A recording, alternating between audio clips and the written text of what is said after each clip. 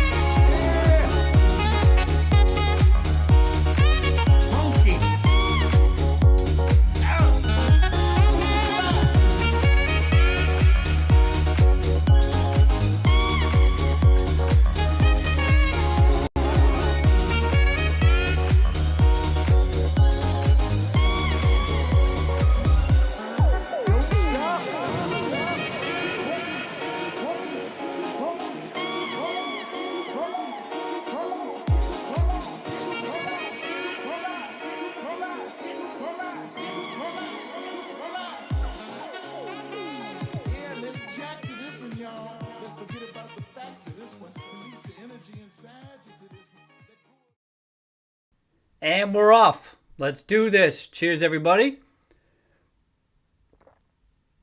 All right, let's get right into it. I got a little bit of an idea what was going on today, but not really. So let's just check the dashboard first. Hope you had a nice weekend, by the way. Let's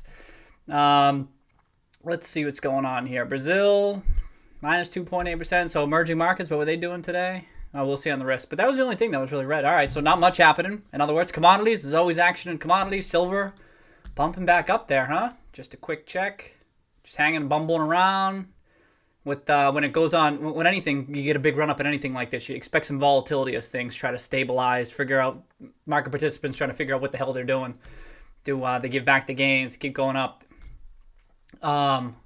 All right, so we got copper up there still, 290, just as a price point on my head. Gold still bumping around, say, to silver. Palladium up 3.7%. So kind of like those commodities still looking good. I think I saw something today that value's been holding up pretty well coming out of the lows of March. It may have even outperformed the S&P 500. That's why it's interesting that people are thinking it's been sucking, and I really don't think so. But anyway, commodities tend to kind of perform in the same tend to perform similarly to value. So anyway, keep on seeing commodities popping today. And we'll see if value did anything today. It's kind of late, but we'll see. All right, so wheat, that's a known. Wheat and zinc. Zinc, huh? So I needed to put in a special chart for this. You can't really get a zinc chart in stock charts. But look at this. Boy, I don't look at I don't look at these base. These are base metals, right? Zinc and aluminum, and there's a lot of them like that. Down -4. Oh, can I have just straight price? Oh, I guess price is on the left. It went down to 1840. I don't really know the zinc price. I'm just kind of watching the trend of zinc. How about the longer term trend? All right. Could be a little bit of a breakout there. How far back we got? 10 years? Maybe. It's still early. I don't know. I just never look at zinc. You got to pull it up when you see it's up a little bit. And then you got aluminum right there. What's aluminum doing too while we're here? Oh, same chart. Kind of forgot that. Look at that. Oh, okay. Big in 2018, so kind of bouncing a huge jump off the lows there, huh? Okay. Just curious. I'm not really gleaning anything from it. And then wheat. Boy, I don't think we've looked at wheat yet either, right? That's something to keep an eye on for agricultural-related stocks. I mean, in the grand scheme of things, not much, right? Oh, this is weekly, too. But a gap up, though. You don't see too many gap ups in wheat. I wonder what the news is there. In fact, if we go to, remember this, let's look at ADM. I wonder if they got some news on wheat. I can't think of any other publicly traded companies that. There you go. Oh, that's August 11th. Severe weather slams Midwest. Anything else today? Wheat prices. How about that? Let's try this. If I go to investing.com and I click on wheat, I'm more just curious. I mean, it's usually weather related, right? A drought of some sort will cause. That isn't a big jump. I'm just saying, it's usually weather related events that cause some of these types of commodities to go all over the place, right? Just curious. What's it doing? Oh, any news? Sorry, I was coming here for the news. Any news? I don't know. Really? There's nothing on here? Shit. Bloomberg? Maybe I should have like a couple of things just for a quick check on. Isn't there a commodity section here? Let's check. Maybe I should. There we go. By Command F. Sorry, one more click. One more click, I promise.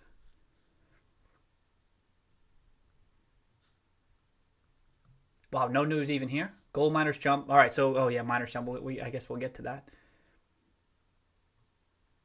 Really? That's it? Wheat? Command F, wheat? Nothing? All right, so it's noise. But for a gap up, there must be something. I'm just not finding it. But that's okay. I'll come across it. I'll come across it randomly later. That's cool. All right, let's keep checking. Home construction. Man, construction's still crap. Wow, let me take a peek at this real quick. Yeah. Oh, is it breaking? I mean, it's already at these new all-time high. We talk about home builders and home construction, and so I see CNR is a big position. I mean, a number in the home builders themselves, but I've been trimming out of them because I don't know. They seem like they're getting close to fair value. They could keep on running. I mean, they're up 3-4x, a whole bunch of them, 5x on some of them. HOV was up huge today. Check this one. I mean, this has been. Look at this one. I mean, this is. That's sick, right? I mean, six was that? It's about a 6-bagger out at the lows. That was one of the more speculative ones, but I knew that. And look at retested, and seeing technical analysis in it. But 6x, that was sick. Wasn't my biggest home builder. The bigger positions were some of the safer ones. But this one, and a couple of this one's the most speculative one, huh? I almost wish I even put a little bit more in it, even though I knew how speculative it was, because I didn't think it was going to go bankrupt. Damn. Okay. Anyway, I see they're crushing it, and they keep on crushing it. So here they are breaking out. A little bit of a breakout there. Yeah, I don't know. Still bullish. What else is there to take from that except any home related stuff still looking good. Residential real estate in particular. Shipping, that's bullish for the just industrials. I mean, this isn't an ETF or anything. It's that company, if you recall. Maersk. I don't even know how to pronounce it. But, jeez, that was up today. Oh, it's overbought right now? Look at this. It's overbought on the daily? Wow. Whew. Shit. That's bullish. I mean, shipping, like dry bulk shipping. Let me back it out. 10 years. Wow. Right back up there. Innovation, China internet. All right, some internet stuff. Oh, biotech's been kind of bumbling along there, huh? Yeah, not doing much. Kind of just not breaking out like some of those other charts. Just something to keep my eye on. Got a couple of biotech stocks in there. Okay. And out of curiosity, what was value doing today? Momentum was up 1.8. How about Russell 2000? Oh, that would be over here. Wait, where would it be? Oh, right there. And 0.5%. All right, so just noise. What am I looking for? If it lights up, then I look. What do we need to waste our time for? And you know what? I just wanted to check just the S&P. I just wanted to see. Remember, we're like bumping right up against that limit there. What's it doing? Oh, it's flatline. It's looking like oil there, huh? I mean, I bet a lot of people are just thinking we're at resistance, pull back, and we're also not on the overbought here. Boy, if it doesn't make a big leap up here, it's a little bit bearish. I'll say that. And a lot of people saying that though, right? And so when a lot of people are saying that, but I don't know. Let's see what happens. I'd say traditional thinking would suggest some sort of pullback here. How far? I don't know. I don't care. But maybe you take off a little bit of risk. If ideally maybe a couple days ago, but I don't really play that game. It's just something I keep an eye on. Just curious. And then one thing, just tech. Sorry, I don't usually do this, but we've been doing it the past couple of streams. It's kind of interesting to lay the foundation before we start looking at other stuff. So maybe I'll get more in the habit of doing that, just checking in on things. When things are going crazy, you're checking in every day, multiple times a day.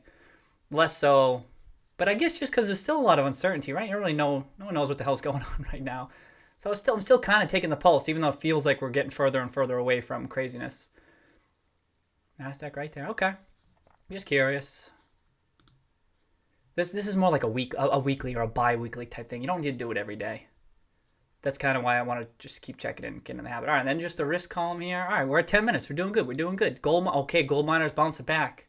Oh, I did pull the trigger on one of those stocks that we mentioned. I think IAG. I thought I'd add a little bit of gold. I didn't touch new gold because I still want a little bit of a pullback, but I just put just a small position IAG, kind of to get it in the portfolio. But yeah, we'll see what happens. And you see, and they jumped today, right? Because that news, was it after hours on Friday? We were talking about that with Buffett pulling the trigger on Barrick. It's a small position, and Probably wasn't him who directed the trade, but still, nevertheless, Berkshire Hathaway invested in gold, Barrick Gold. I mean, so it's gonna get the headlines, and there you go, pops right off of it. No one's really surprised by that, I assume. But whatever, just watching what's going on right now. That's all. Boy, that's kind of a big candle, huh? Whatever. Keeping an eye on it. Transocean, whatever. What's this thing doing? Is this gonna go bankrupt this time? It don't look that good. I don't own it or anything, but it's like a way to this, like, risk column, right? Oh, I did buy some Baytex. I know we mentioned that. We looked at that. Excuse me, just for a little bit, but not a big position, but it could build over time. But did it break a buck? No, it's already at a buck. Oh, it rounds up. Because I don't have any decimal places. Yeah, it's still. I bought it based on the analysis we did. Let me pull that up. What did we say about it on Friday? BTE, buy BTE, Buffett Oils. Oh yeah, remember heavy oil? I should have kept that out. Heavy oil wasn't truly oil sands because when I dug, they didn't present it because, so it appeared as though that's what they were grouping it in as that. But bitumen or bitumen, I don't even know how to pronounce it. BITUMEN. That's more traditional oil sands, and they broke that out in the annual report. I saw that, so it looks as though they don't have as much exposure to oil sands, but still heavy oil. It's in the same ballpark. So if oil sands stocks are getting priced up, so will stocks exposed to heavy oil, whatever the exact definition is. It doesn't matter too much. But so I bought some. I thought, all right, let's start going based on that research. I had seen enough. I'm not totally convinced. Minimal insider buying and that fund that had taken a position. I don't know, like greater than 5% position. I don't know how reliable that's going to be. So not super bullish, but definitely one to keep an eye on. And even for Berkshire, it was a small position, just something.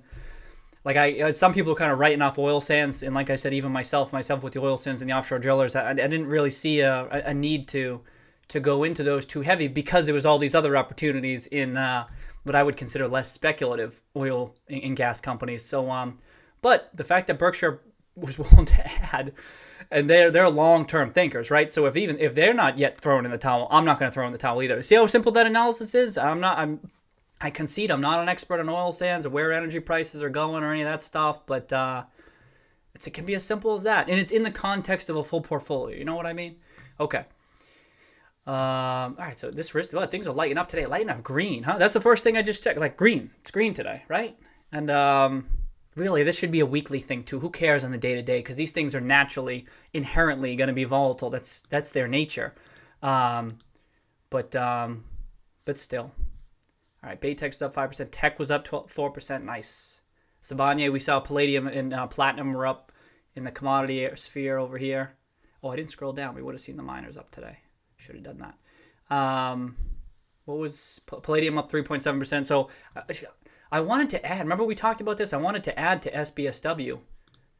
Sibanye. Damn. I wanted to. Oh, this was Friday. Yeah. There you go. This could be bullish. This could keep on running. I would have preferred under 10. I felt like I kind of missed it there. But if this trend holds up, this thing could. I could envision this doubling.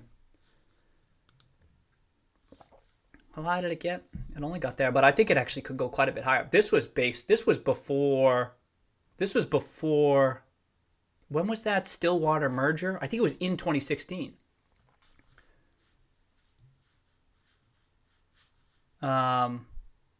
Anyway, now with palladium getting bid up and there's more interest in it, I feel like this could go significantly higher, much higher, take out the previous highs. It's real tough to value though. So, but if it's trendy, if you got gold, you got palladium, sometimes the market doesn't give a shit about what those free cash flows are. It's just they want that asset on their books. You know what I mean? I see it over and over again.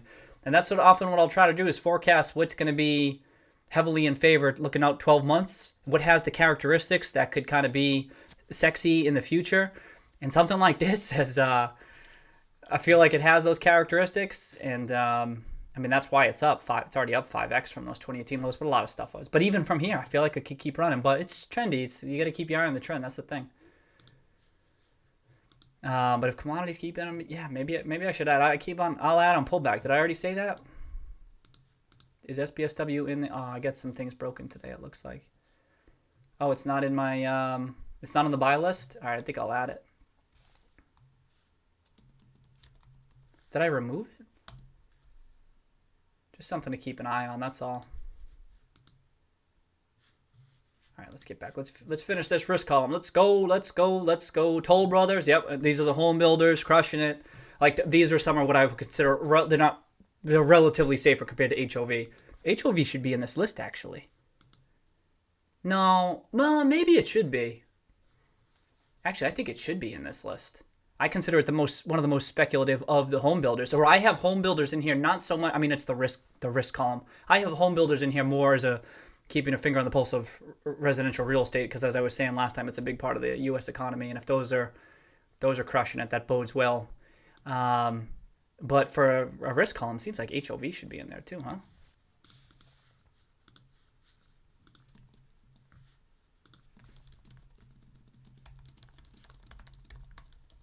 Risk section. I don't even know what the hell I call it.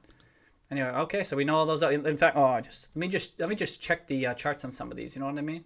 So are we going to see a lot of the same? There's Lennar, Toll. Yeah, they're all right. Look at that. There they go. There they go. It's only one day. What is it? KBH. All right. And then Tesla. Oh my, Tesla bullish. I'm telling you, I think I said this in the stream. It seems like everything was up to. Was Bitcoin up too? Bitcoin. There you go. So I have no idea about these short-term moves. I'm just saying what I think other people are seeing, and those things look bullish. On Tesla, I think I've in my head that big round number of 2,000. How is it not coming for 2,000? You know what I mean? This is I'm speculating here. This isn't like value investing, but I'm like, this is more market behavior type stuff. That this is undeniably bullish. Oh my! What's the market cap? What the hell? What the hell? It's over 250, 300, 350. Cheers, Tesla and Musk. Wow, 340 million. Oh, I don't know how many shares are outstanding. I wonder how do we get to $1 trillion market cap? I guess just 3 times that roughly, right? Okay. Oof. Wow. I mean, valuation-wise, I don't know. I doubt it, but chart-wise and psychology-wise and market sentiment, it's screaming bullish. I don't know. I know some value investors are shorting, and I feel like I've said this before because I believe it strongly. What the hell? I don't know how you can touch this with a 10-foot pole. And if you are going to touch it, how are you not bullish? You know what I mean?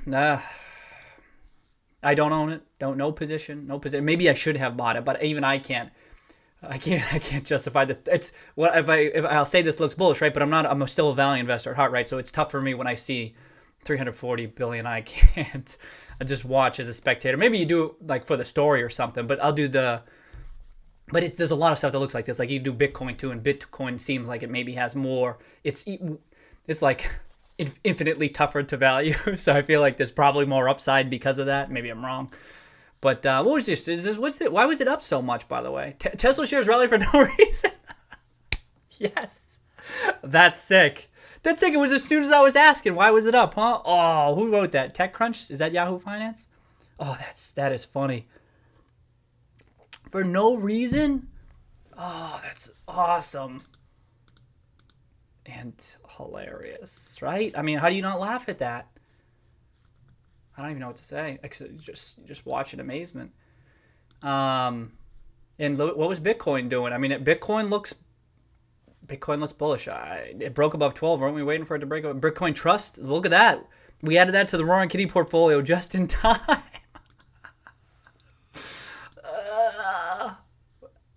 I think I added it right here. I added it in the.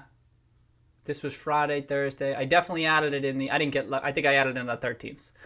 I mean, just in time, right? Who cares? This is noise. It'll come back tomorrow. But I just mean, you got to laugh at that, right? Let's see what it does. This looks bullish. I don't know. Oh, what a fun day. Our value investors flipping their shit today. And then blockchain. This one looks. I grouped this. This one's a ridiculous. I had bought this back in June. For similar reasons, you know what I mean? I don't think I still own it though. I think I traded it out of something else. But same thing. This is all in the same in my head. This is how I'm functioning. Wow, big day. for some of the more speculative things. All right, let's keep going. 720. That's not bad. We got through the dashboard. 720 got a feel for stuff. Do I feel like checking on anything? I should institute like a weekly go through like I don't have a what's emerging markets doing today. You know what I mean? Currencies. That might be a monthly thing. This is region, all world ex US. I bet it looks like remember those European index. Yeah. Okay. Oh, this looks a little even better. Oh, I gotta turn this off too. Emerging markets, one. This is EEM. Yep. Oh, looks good. Value's in play. Value, commodities, emerging markets. It's in play. Good. That's good news for me. Roaring Kitty. All right, let's close out of some of this stuff. Keep it moving. Let's just check Roaring Kitty portfolio. I don't even know where I'm going today. We're just winging it today. Damn, this sucks that this is kind of broken. That's okay. I haven't been. I do heavily rely on these three columns right here during crunch time. We haven't been checking up on that too much. It's always annoying when something's not working, you know.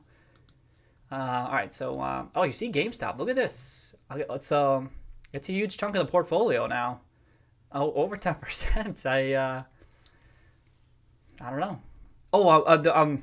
That video is close. The GameStop video is close. It's taking me a while. It should be out this week. I try to boil everything down to just a couple of minutes. Trying to hone my video editing skills a bit, and I hope you like it. There's not much new. There hasn't been much new to report except some of the Sony and Nintendo numbers are out on percentage of like physical versus digital and stuff. So I was able to touch on that. And then what else? The fund holdings were out, so we got some updated numbers on that front. I mean, not much change though. It's pretty much the same. So there's not much new. It's more just like testing out a different way of presenting some of the information. And so anyway, it should be out this week. And then wow, so yeah, I just updated this 11%, huh? Let's check this. Consumer discretionary is it 28% now? Specialty retail 16%. All right. And I have some exposure outside of the Roaring Kitty portfolio, right? Do I own enough? I don't know. Okay, CNR. All right, that's bidding up. We've been watching this one. Oh, you know what I should do? Oh, we didn't get through the charts last time. Okay, let's just see what moved real quick. RFP was up a shit ton today, huh? Yeah, look at that. I didn't get to add in time. Look at this. I mean, it's the fourth position in the portfolio, but I've been wanting to add to these bigger stocks, and to do that, I got to trim out of the smaller position. So I did that a little bit past couple days. Was it on any news? Oh, what's this? 10th? No, that's no news. Anything on Seeking Alpha? It's probably just up on residential real estate and lumber prices and stuff. What's lumber do? Wow.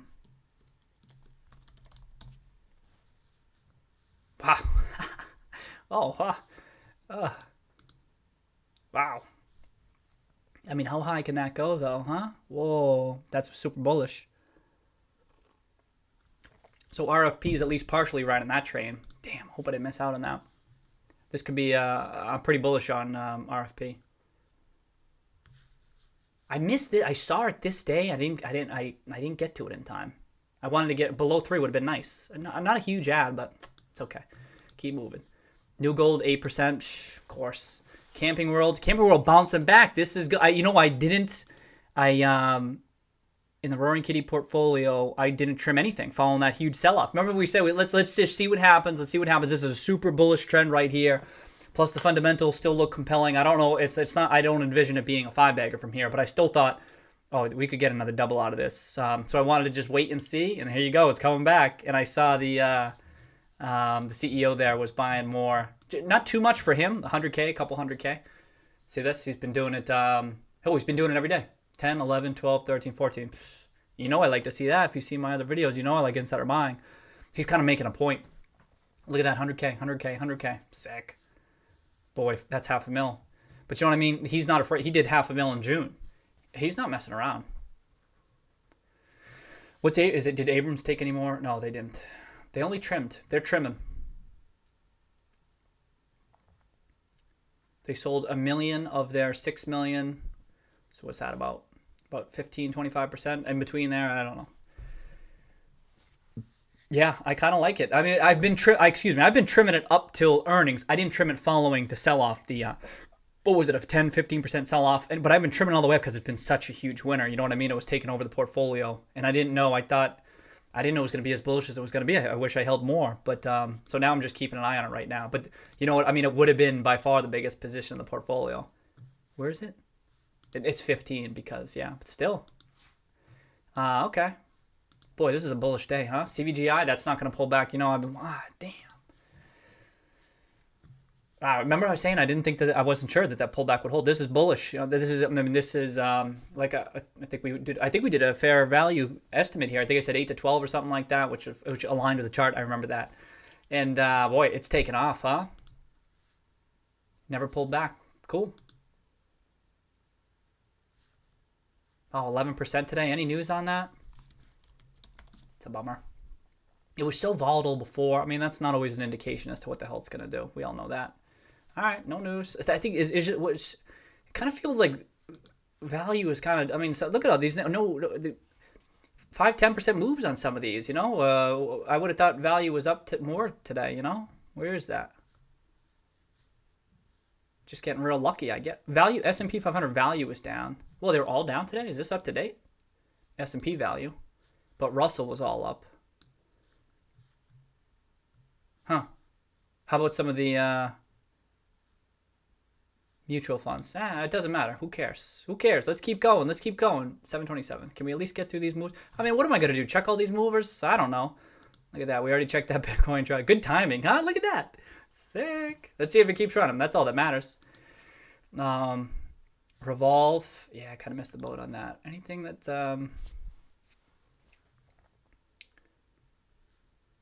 OLN keeps going down. Whoa. Let's see. That don't look that great.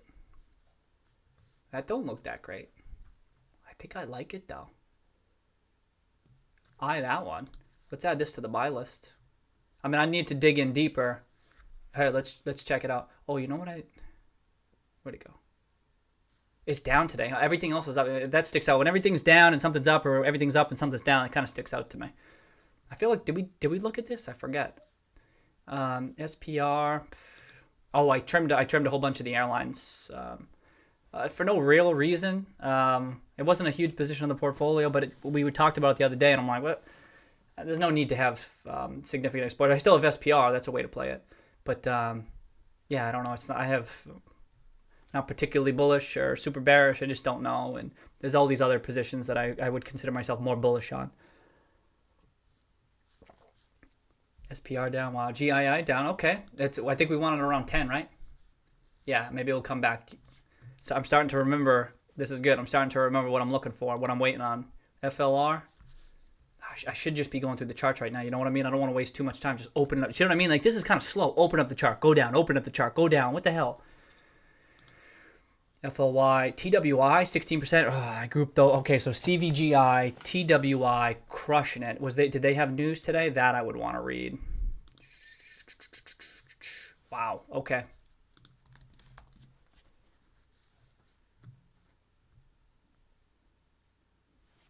Nothing. Okay, whatever. That's what I mean. When you don't see any news like this and a whole bunch of the names, it's kind of like what's coming in favor here. Some people trying to get exposure to small cap value. The operations be damn. It's like, I mean, sometimes it could be that suddenly everyone just became aware of these stocks, but that's unlikely. It's more just positioning, I think, in the sector. And whoa, PRTY came down. Wow, okay. That's okay.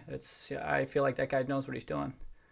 It's just a play based on what I've seen work in the past. We'll see what happens. It was up so much. Wasn't it up like 20% or something on Friday? See what I mean? No big deal. Hiking, toll, -6. All right, all right. We kind of get the gist of it. Damn, Michaels is going to take off. I think I already listed that as a missed opportunity. Whatever. Okay. So the only... Oh, IPI did that. Are they down today? They did that reverse split. They did do a reverse split. But unless they're buying, I got nothing to look at there. Yamana in the portfolio. Oh, yeah. Oh, IAG. Oh, I put more in IAG. IAG is a bigger position than Yamana. Damn.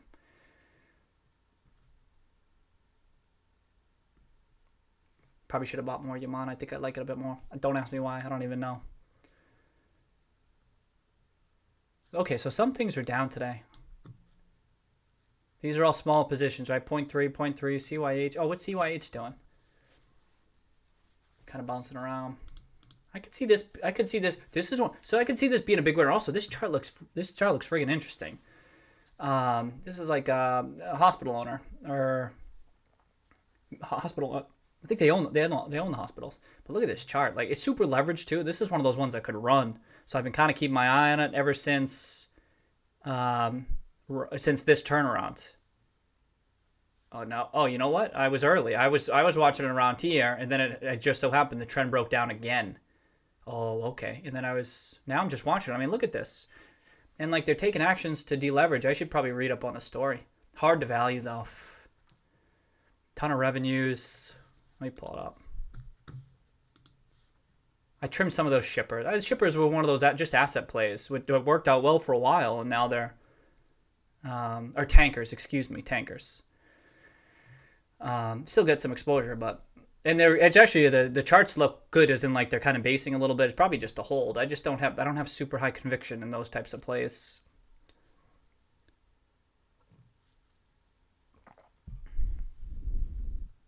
Anything else? CYH, PLT. All right, not much else. Kind of quiet. CCL. And now we're down into I just own like 5 shares of these. Just something, or I don't even know, something small.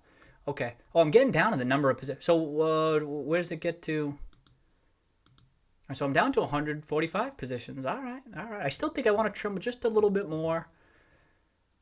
CNDT, that's the one we bought because of Carl. It's down like 10-15% pretty quick, but it's also the smallest position in the portfolio, right? For good reason, right? We're just trying to get it in the portfolio, keep an eye on it. Okay, one thing I did do today before we keep moving, whatever we're going to do next, is I bought Sandridge. So you may have seen this note. I took a peek at it on, I guess, I don't remember, Saturday. But I had added it to the portfolio. I forget when, but I was adding, maybe it was to July, I can't remember, but I got some exposure outside of it. And I may have mentioned this, I honestly don't remember. But the chart was looking good, and it's a way to play energy and a little bit natural gas. But Carl Icahn was involved. And I hadn't fully read up on the story. Like, I did a little bit of a deeper dive because something got my attention. In fact, you know what? I did it Friday night after the stream. I forget if did we look at something? Did it come up? I remember looking at BTE. I don't remember looking at. Oh, you know what? You know why? Because I pulled up. We were going through the funds and we looked at Burry's and Berkshire. Maybe we pulled up Carl Icahn's, but that got my attention Friday night. I'm like, it was an unchanged position. Like, I kind of just forgot about it. Some things when they're smaller positions, I don't retain everything. It's the smallest. Excuse me, it was the smallest position in the portfolio, but no change, right? This is a $60 million market cap company, which is a little bit unusual for someone like Carl to have that position, right? And to be honest, I didn't have the full story. It was just a way to get exposure to the industry and stuff. Then I saw this no change, and he still kept it in the portfolio. And it's such a small company. And Tenneco's in the Run Kitty portfolio too, right? And he added.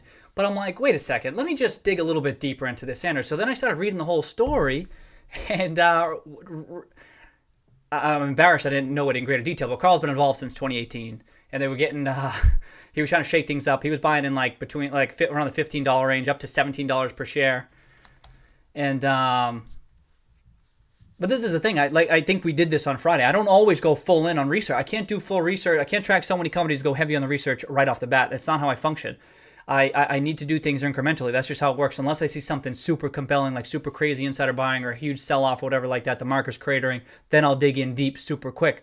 But for something like this, sometimes I'll just get the position of the portfolio, and then as things unfold, as a big update, as an insider takes a position, as a value investor starts talking about it, it's in their portfolio, blah, blah, blah. And then I need something to kind of like poke me like, hey, go ahead, go look at this. And that's what happened with Sandridge. So then I started like, you just do a Google search of the name, Sandridge and Carl Icahn, and he was getting involved right around late 2018, like after this. So they had filed for bankruptcy. We came back, IPO'd again, and he was getting involved right around here. This, was it that late?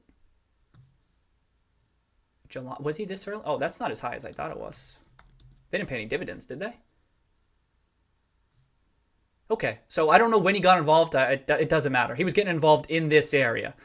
I could have sworn it was even higher than this. Maybe he got it. No, it may have been late 2017. I think it might have been late 2017. Yeah, I think it was. Doesn't matter. He was getting involved much higher, but it does matter a little bit. Do a Google search. I'm pretty sure it was in the 17s. And so he's been involved all this time, and then he had to get control of the board. He thought they were doing a shit job. They almost did a ridiculous merger with, I think, Bonanza Creek or whatever that company's name. I used to watch it. That company was clearly going bankrupt. I wasn't following the story at the time, but merging with that, I can tell you, it would have been stupid just based on what I was seeing. I'm no expert. So, and then he stopped the merger, got the other investors on board. You can see his letters and stuff. I always like to read the letters. Anyway, you kind of follow the story. There's a story being told, not just in the chart, but fundamentally. And you see Carl, he does the votes. He gets control of the board. He ousts the CEO late last year. This is November, December. That's not, I mean, we're talking 8 months ago, right before all this crash. So he's like still heavily involved. And then this shit happens, right? Not just COVID, but what's going on in the oil and gas industry. And then, of course, it justifiably just collapses. Well, justifiably. I mean, it deserved to sell off with everything else. But it appears as though it was overdone. And I'm not one to say Carl's going to screw this up. You know what I mean? Like, he's in this. It could be that because this is such a big shift industry-wide that that maybe the game's changed and maybe he bit off more than he could chew just because this would have been difficult to foresee, but I doubt it. So I mean, I concede that point if that's what happens, but I doubt it. And this is I think that it will bounce back. I think the energy industry, even if it doesn't hit historic highs, that a company like Sandridge will bounce back. If you watch what they've been doing too, they've been drastically cutting costs and they're selling their headquarters right now. They just announced it in their latest press release. They're going to net like $35 million or something. And I think that's going to more than cover debt. They're going to have no debt on the balance sheet. So that's the thing that stuck out to me. If can I pull that up?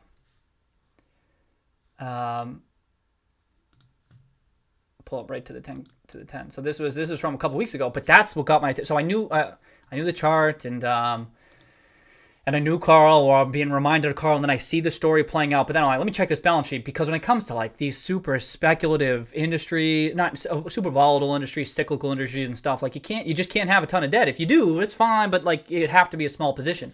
So then I pull up the balance sheet and then I'm like, whoa, wait a second here. They had $13 million in cash, assets held for sale $35 million, which I think it's already closed. I think they got the $35 million. This is important because GameStop's doing something similar.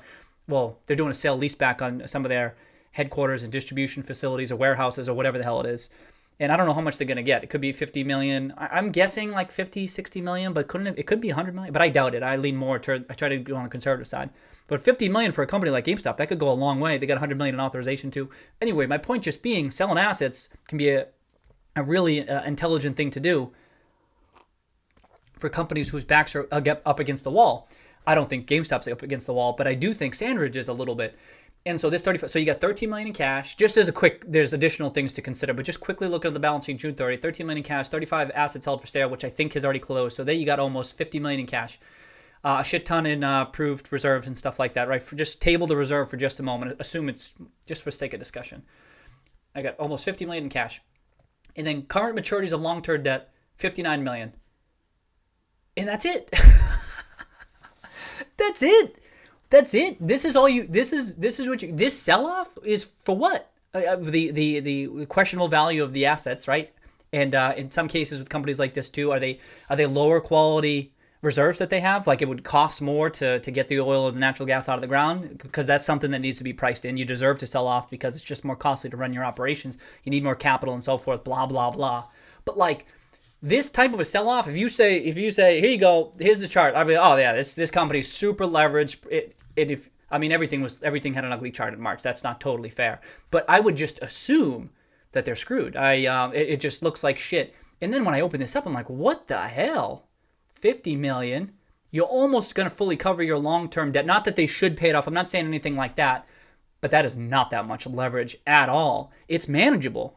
Just a priori, you know what I mean? Even without digging through the balance sheet, I just kind of, in my experience, that's a terrific position to be in for such a speculative company that seems to be trading well below what fair value probably is, at the very least based on what Carl Icahn saw. I don't know what he saw exactly, but read his letters and stuff. I read through those. You know what? A lot of stocks just have a story that many people aren't dialed into. Some people are. I don't get it. But the story that I'm seeing made me super bullish on Sandridge Friday night and Saturday. And that's why on Saturday I'm like, what the hell? buy. I mean, it was in the portfolio already, but I'm like, buy Sandridge. So that's what I did today. Hold on, I forget what it is off the top of my head. Look right off the bat. So it's already 1.2% of the position of the portfolio, and I get some exposure outside of the Roaring Kitty portfolio too. But like, I'm like, I've seen enough. I've seen enough for this to be a good chunk of the portfolio, and I may even add more. The problem is it was up like 20% on Friday, and so that. But see what I mean? That got my attention. Well, excuse me. I mean, I think I was buying like $1.30 or something in July, which turned out to be a really timely purchase. And then, but now I'm realizing, and now it's like at $1.80. But it's not a big deal because it could be a 5-bagger. Hell, it could even be a 10-bagger. You know what I mean? So it's annoying. It's a little bit frustrating, but it shouldn't stop you from just pull the trigger out of the bat. And then if I want to build it even more, maybe then I'm like, all right, should I wait? Should I wait for a pullback? Not that I have any idea what the hell it's going to do in the short term. But so what else is it just going to see? So, and then you have all the reserve. I mean, just. There's a question of the actual value of the stuff. Do I have two things I just want to check real quick? The first is the bonds. I did look at the bonds, and they were still... actually, do I have it right? No, I guess I don't have it there. They were still... How come some of those saved, but some of them didn't? That's weird. Let me just do this. I'm pretty sure... did I not? No, of course. What am I doing, right? We just know that it's such a small dollar amount that they're probably not even publicly traded. They may even be privately held. I'm not exactly sure. It doesn't matter. Who cares? It doesn't matter that much. But I did want to see the fundamentals. I think I pulled them up, right? Did I pull them up? Oh, yes, I did. Number 4.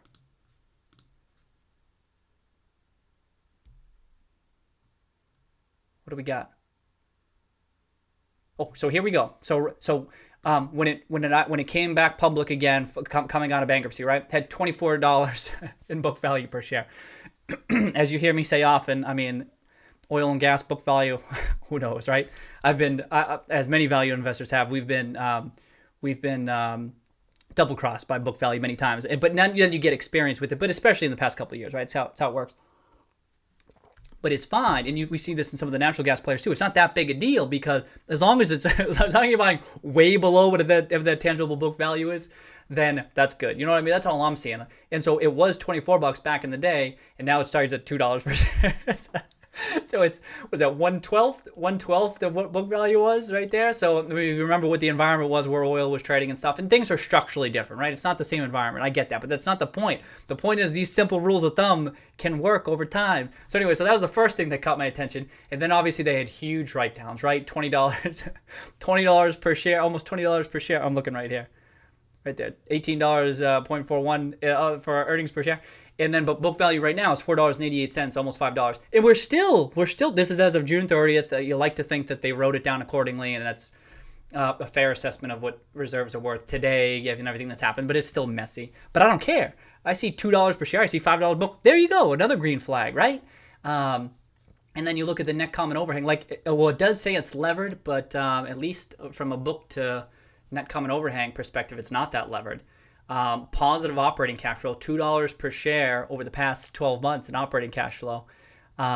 Negative simple free cash flow, right? And look at the huge revenue decline, right? Major revenue decline.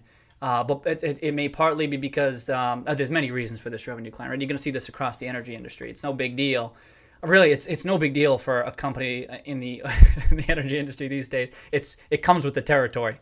But also just the sheer size of revenues. I kind of like this kind of a size company. Which begs the question, he got, even if it were, was that 5 times bigger? It was still a small company for Carl to get involved in, isn't it? I can't say for sure. I thought he usually get on larger companies. But what else? Did anything else catch my attention? Like, that was it. It's really the balance sheet. I get excited when I see the balance sheet, and I think the balance sheet doesn't look like shit. I see there's a lot of the top positions in the Roaring Kitty portfolio are because of that. And that's when you see I'll pull the trigger quick and I'll build a quick, heavy position because I feel as though downside is relatively limited. You know what I mean? Just look at all that's happened. And then the upside, it's like I don't even spend that much time piecing together the upside. Like if I were to make like the video I'm making for GameStop right now, if I were to make it for Sandridge, I could cover everything in 60 seconds. I really think I could. And you might say, well, that's not comprehensive, thorough, fundamental analysis. And maybe you're right. I'm just telling you, in my experience, it has worked historically. And let's see what happens with Sandridge. I don't have any short-term predictions, but if I'm looking out a year, 2 years, 3 years, something like this has the characteristics of like a 5-bagger type, even from here. And it still hasn't even really participated. It's barely a double off the low. Some of these other energy companies, look at OVV. I mean, that was a big winner for me. And that's up. Look at this. You know what I mean? Like, and maybe there's a good reason for this. You know what I mean? OVV has higher quality assets, blah, blah, blah. That's not the point. I'm just saying it's not up that much off the lows. That's all. That's all I'm saying. That's all I'm saying. Don't hold it against me. But was there anything else I just wanted to show quickly? Was there an article? There's probably lots. There may be. Did I check out the articles? I forget. Oh, no, certainly did. Was there something? Oh, maybe did we pull it up together? Yeah, it's all this guy. I've seen his research before, but it's not my style of research. So there wasn't much here. Yeah, I don't know. Maybe I'm wrong. I don't know. If you have any, if I'm crazy for, I don't know. I don't think I'm crazy. The balance sheet. I talk about confidence scores in some of my videos, and I try to apply confidence scores to some of my positions and stuff like that. But I've learned that the balance sheet strength is a big part of my confidence and my willingness to go heavy in positions and stuff.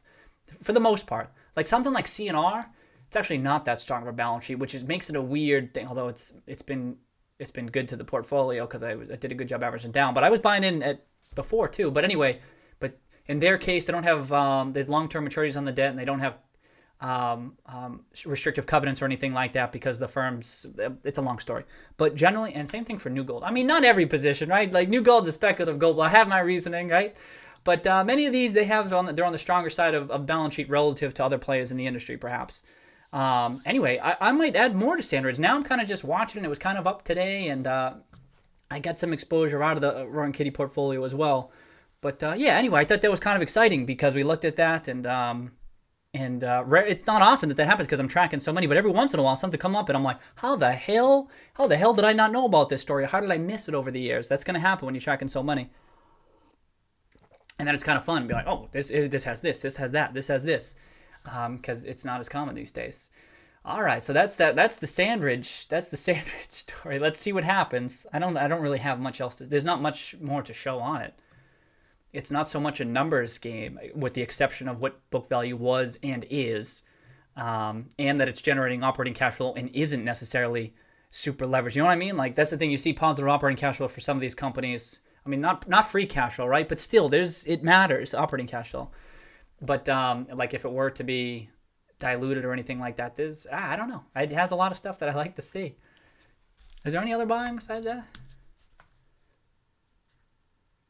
March, oh no, nothing, right? Nothing there. Oh, that's the thing too. So when some of I have a theory, maybe it's common sense, or maybe it's I don't, like when some of these larger hedge funds or more prominent investors get involved with the company, especially if they have a controlling stake in like that, everyone else backs off. They're like, all right, that's Carl's company. And or the funds that are of size can't even take a position because it's so small. You know what I mean? $60 million market cap.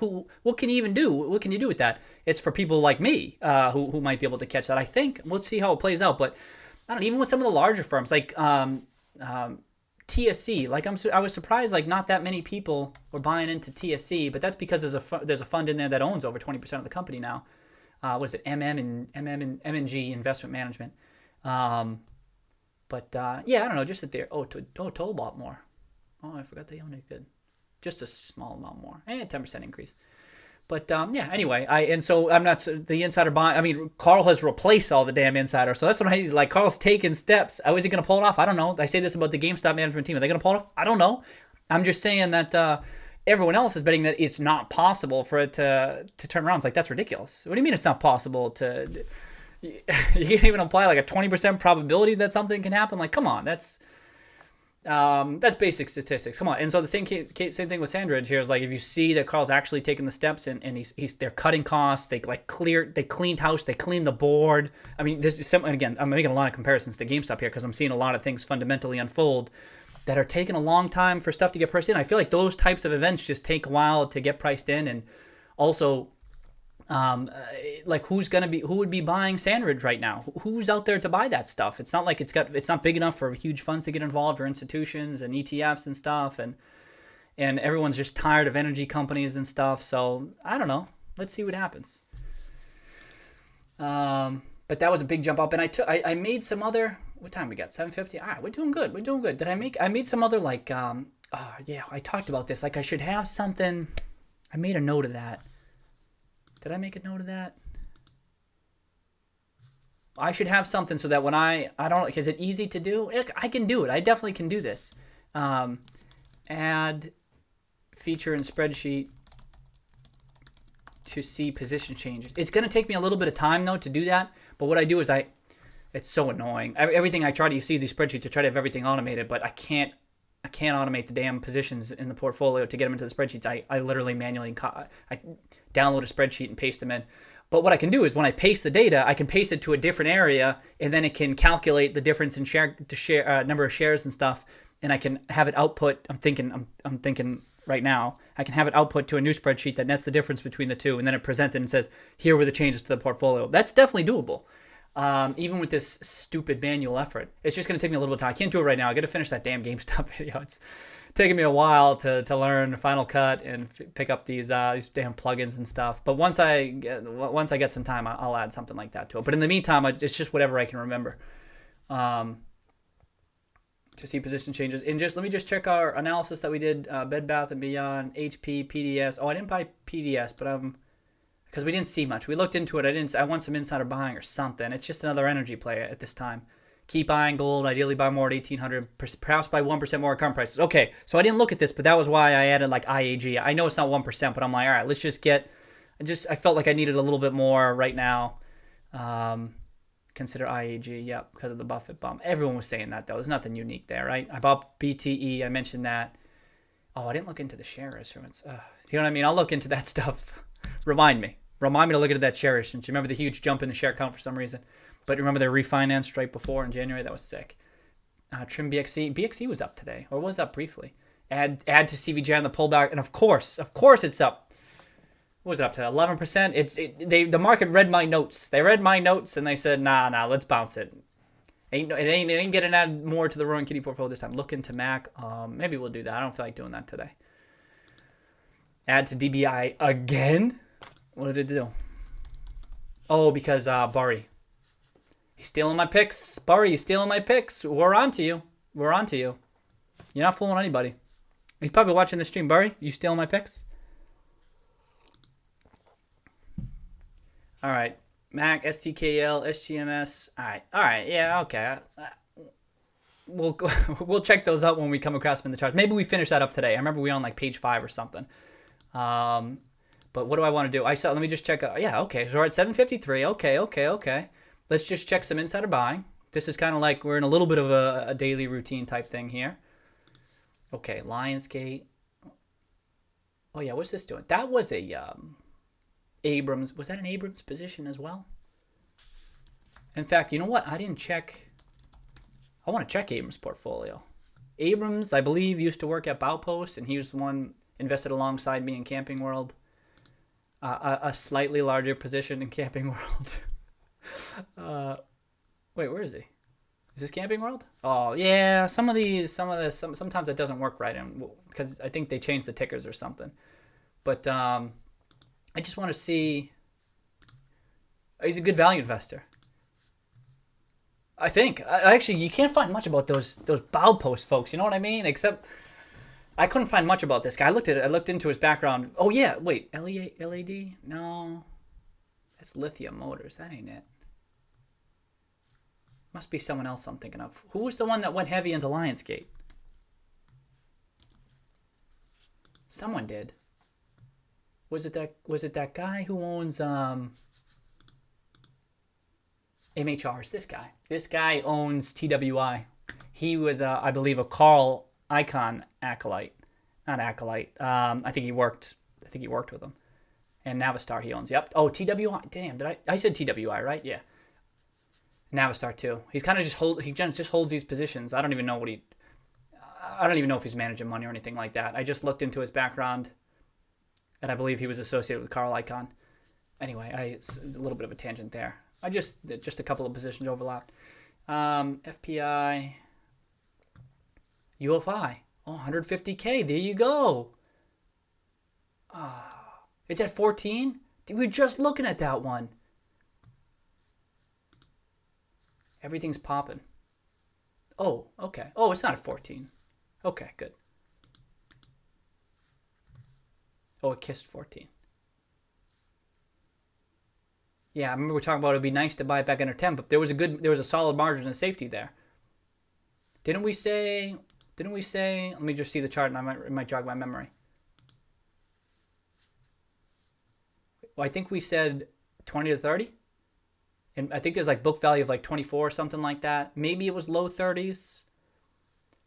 I'm basing this on book. I mean, I'm looking at the chart, right? But sometimes seeing the chart jogs my memory as to which fundamentals I was looking at. I want to say it has book value in the low 20s in a history of earnings, and Value Act got involved, and they were trying to turn around the business, and historical earnings were like $1 and change or something like that. So I could see it. A multiple being applied to that too, and given the strength of the balance sheet, I want to say like maybe 25 to 35. I think that's what I said. So this is still somewhat cheap, not screaming cheap, but still cheap. And I believe minimal downside. That's right. That's the big thing. Asymmetric returns, right? I'm not exactly sure the upside, and I care about how much the upside is. Like in the case of Sandridge, it could be 5x, it could be 10x in theory. I mean, if Carl's buying at 15, by the way, it could be worth 30, right? That's not a major part of the thesis. The major part of the thesis is it got its ass kicked, and it looks like there's minimal downside from here. And if the upside can happen, that'll be big. So same thing with like a UFI. As I recall, this was temporary, this drawdown, right? It's just paper losses, but minimal permanent downside. So $12 still not bad. I'd like it below 10. But all right, so now 150K. That's no joke. That's no joke.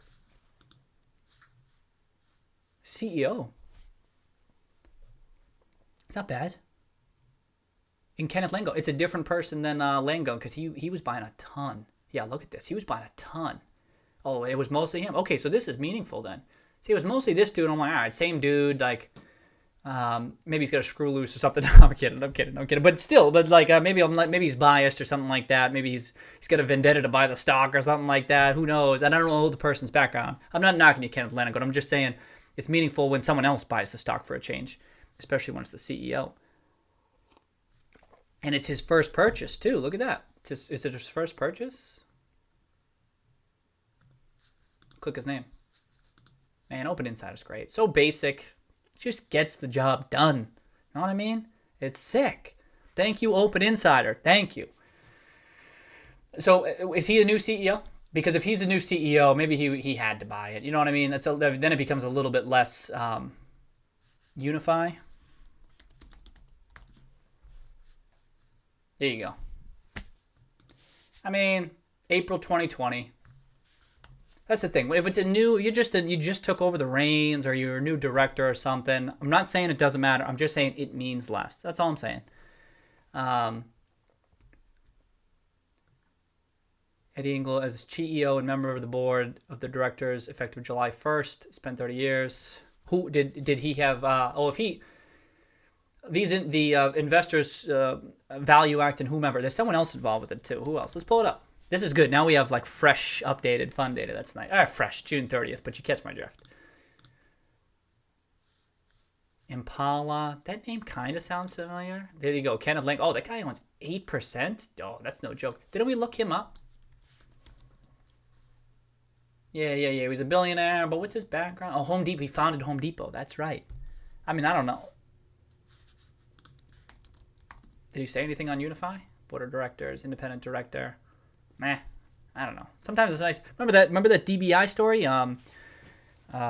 DSW? I like that story. Remember that billionaire? American Eagle, and then here, and then he was buying way higher prices. Like, there's a story there. There's a narrative.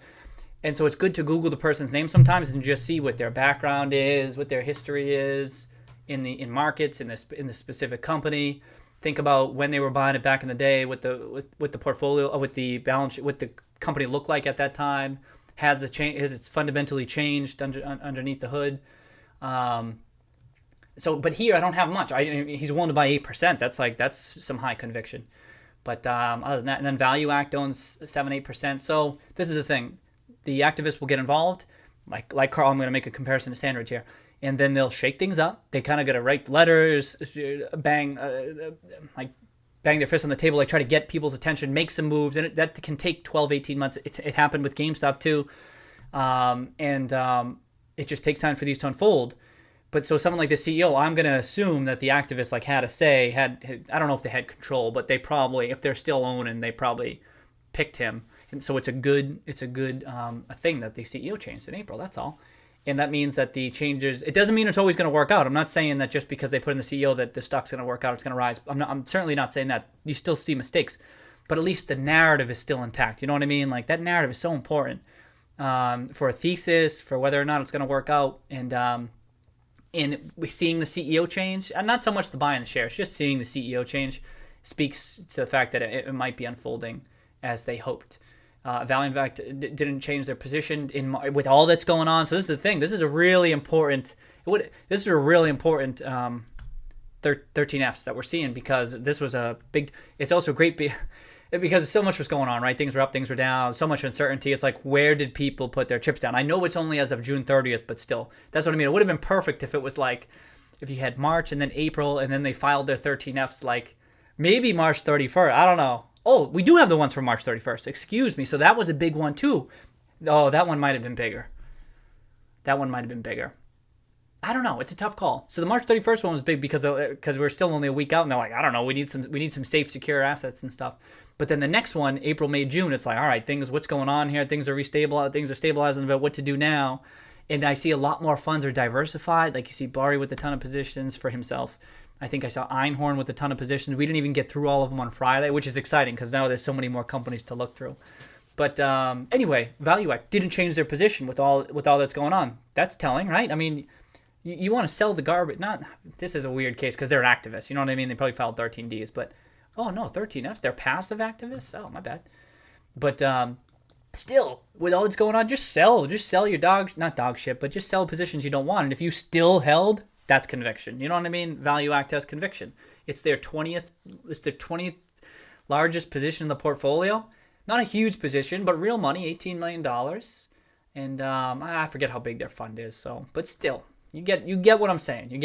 I don't know Impala. I don't care to dig into this right now, but there's some funds getting it inclusive. These look like unique hedge funds. Like, it's not just like BlackRock and Dimensional and Vanguard and all that stuff. Looks like funds are trying to make some moves. They got some good sized positions too. 8%. This guy's got 8%. So I do like UFI. $12. I do.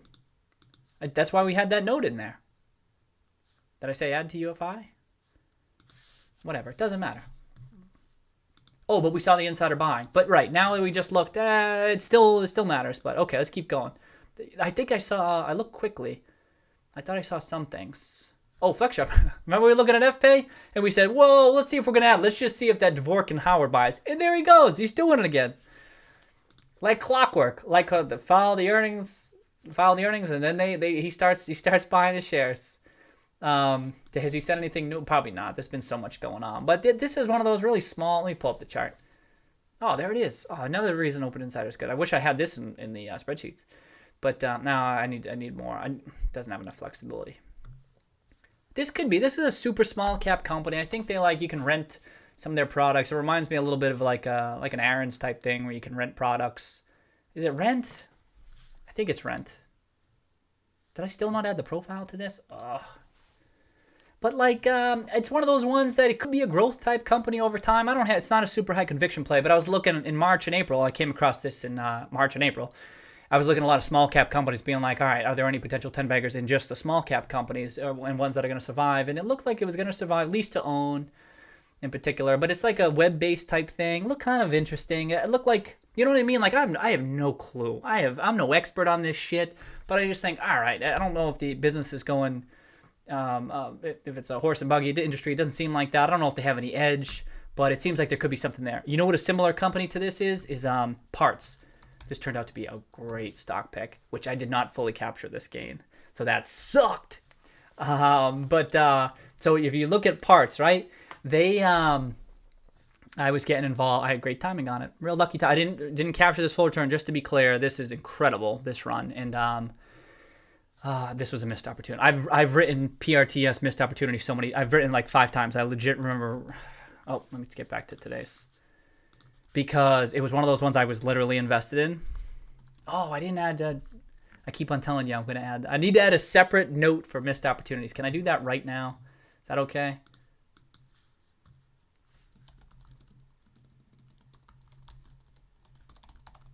I don't know. I'll just do some bullet points here. I'll go through. I'll add them later. I won't bore you to death right now. What was it? Let's just do parts. And I should write a little bit of narrative. I ain't got time for that shit. Let's go. Just tell you, it was like they got like you can order auto parts online, right? But like you can order auto parts anywhere, and then everyone goes, "Oh, Amazon's gonna just dominate that industry," and it's got no edge, it's got no nothing. It's like, yeah, but if you like, they're one of the top searches, and there was a good presentation put together by some of the investors who would get involved, or even by ownership themselves. That was like, no, people shop here. There's interest here, and I don't feel like getting into the narrative, but I'm like, all right, that's an industry that's like, there could be something there. I don't really know if they have an edge, and it appeared as though the number of clicks they were getting were declining over time, but they were trying to shake things up. Remember that Alan Weber guy, or Alan Weber? I think he was getting involved. He might even be on the board. He might be on the board, which, wait, no. It wasn't him. No, it was a different smaller investor. Who was it? Ah, shit, what was their name? Oh, I can't remember. But then he got on the board and everything like that. And it was that narrative. I'm like, oh, they're going to do it. They're going to pull it off.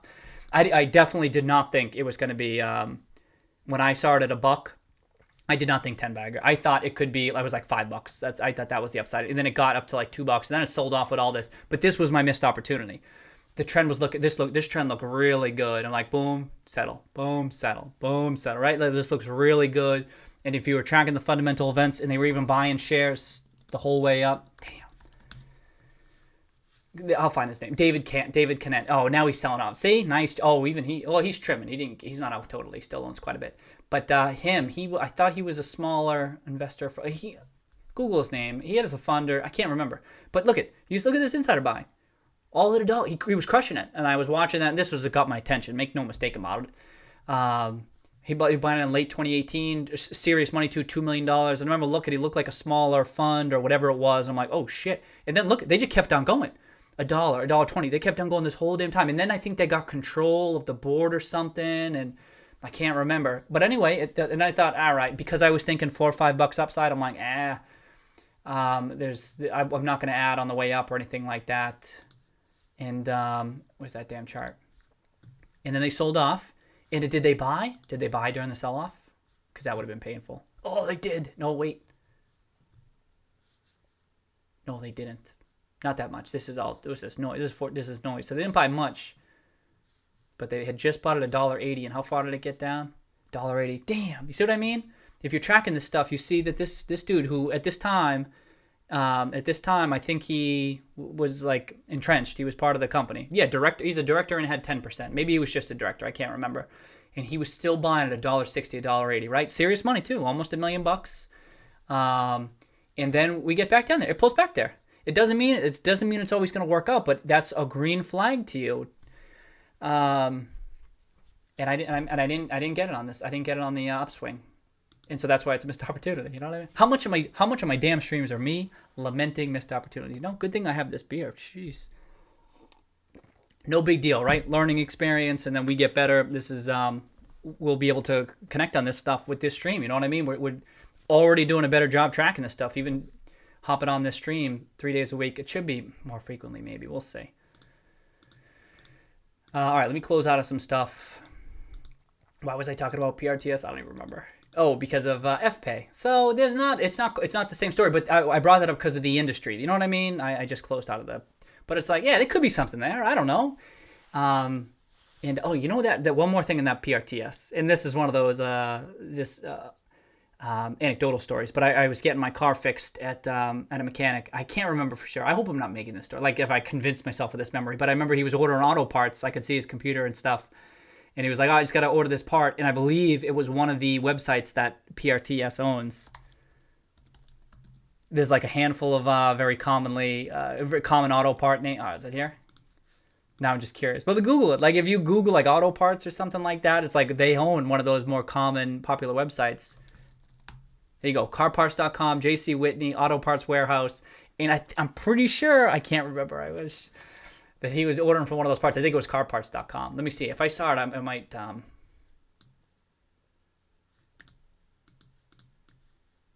But isn't that kind of funny? Like, yeah, you see those things in real life, right? I'm not really... I don't think it was this. Oh, it might have been. I can't remember. Okay, now I'm definitely going off on tangents. You know, my bad.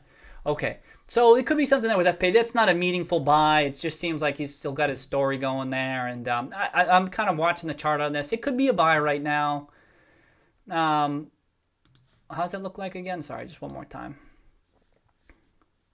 Oh, I didn't remember it sold this high. Look how thinly traded it is. That's not really my cup of tea. You know, I like a little bit of volume and stuff because it's just there's money to be made in a liquid stocks, right? That's an edge for a lot of people. I get that. It's just not really for me. Look at this. Look at these candlesticks. I love seeing those candlesticks. Like, what the hell? This is probably a buy, to be honest. Look at this trend. Look at this trend right through February, too. This is a buy. What am I saying? This is a buy. I got to add to this. There you go.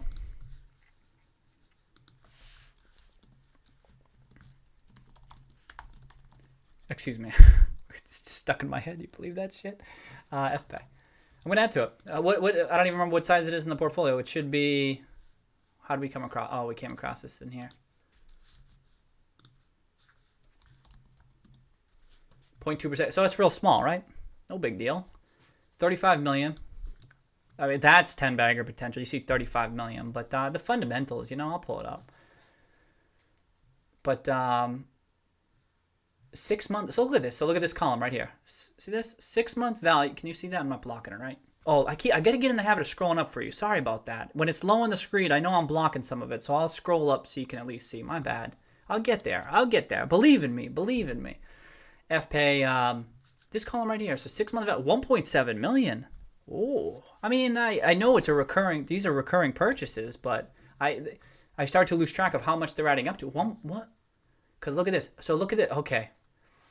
So May $1.20, 243,000. He upped it 10%. Wait a second. Oh, we were looking at parts. Here you go. We're looking at parts. Forget parts. Parts is behind us.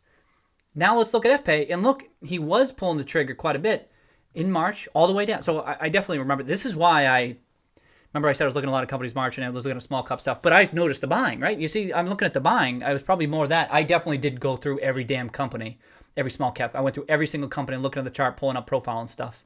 Every single one that's in my spreadsheet, I looked at. But I gave higher higher value to companies that had insider buying. And obviously this one had a shit ton, which looked weird. But then I dug into it, and I don't remember the full story. But look at this. March 5th. So he's been buying the whole time. Make no mistake, right? But then he didn't buy much. He bought a little bit. He bought 200K in September and then November. But then nothing. But then March started happening. And then he's like, all right, let's do this. Boom, 400K, 100K. Oh, that's the CEO. Good, that's someone different. Another 100K. Crush it into March. Here we go. This is definitely an ad.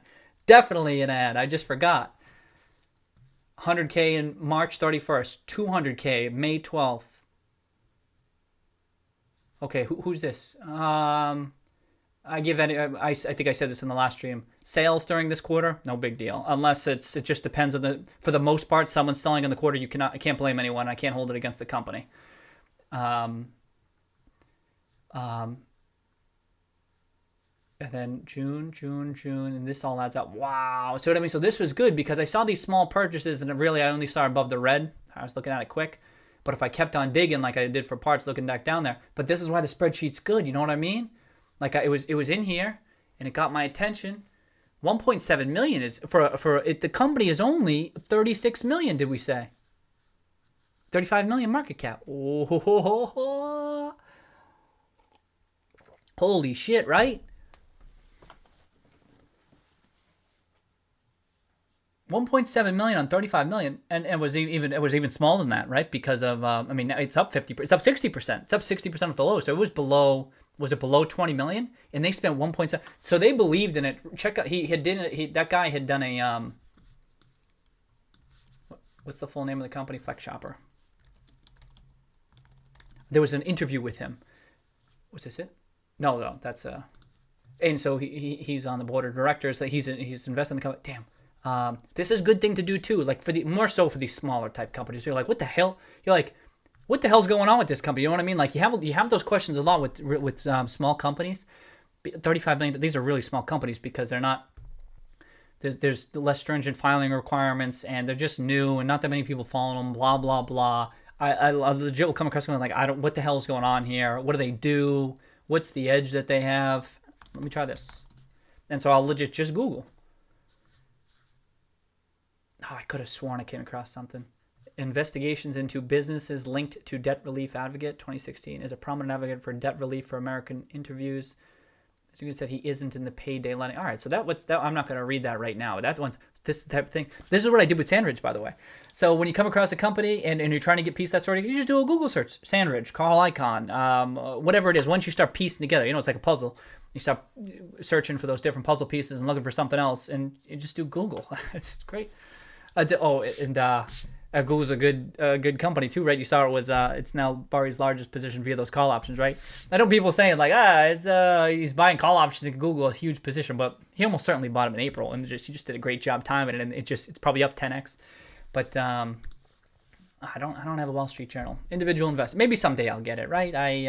It just doesn't add that much to my research process. I don't know. I know a lot of people like it and stuff. Okay, what's this? This isn't it, but this is good to read when they're appointed. So that comes up too. That's a press release. But what the hell? If you come across... Oh, no, that's not it. I definitely read an interview. Can't remember. Oh, is this it? What's this? No. That's not it. Well, it doesn't matter. I'll dig in. But I remember reading it, and I remember thinking, this guy really believes in it. Doesn't mean he's right. But he's not in it just like trying to make some money. He's like, nah, this could be something here. And I remember reading his, maybe I should read his background, Let's just read his background real quick. He's the one buying. Let's just check this. Sorry, I know I'm blocking it. There we go. All right. It's a leading national online lease-to-own LTO retailer. So you'll see these acronyms too when you get to the industry. You're like, I don't know what any of this is. Yeah, you're like, I know some of these words. That's me all the time. I know some of those acronyms. LTO payment and solution provider today announced the appointment of brings a wide range of experience and expertise. He is focused on professional development in consumer finance, technology, and real estate. Blah blah blah blah. Here's some companies. Consumer finance has led him to a highly regarded debt and credit expert. Okay, that's not a bad skill to have, I'd say, in this industry. Currently serves as chairman of debt.com. Wow, that's quite the URL, huh? Domain name. Graduated from Miami, master's degree in BA. Business. He's currently lived. Is that it for the background? That's not much of a background. Shit. Okay. Brad Bernstein, CEO of Flex Shopper. He was the one who sold too, wasn't he? Now it only says he's the president. Is he also the CEO? Can I just check this real quick?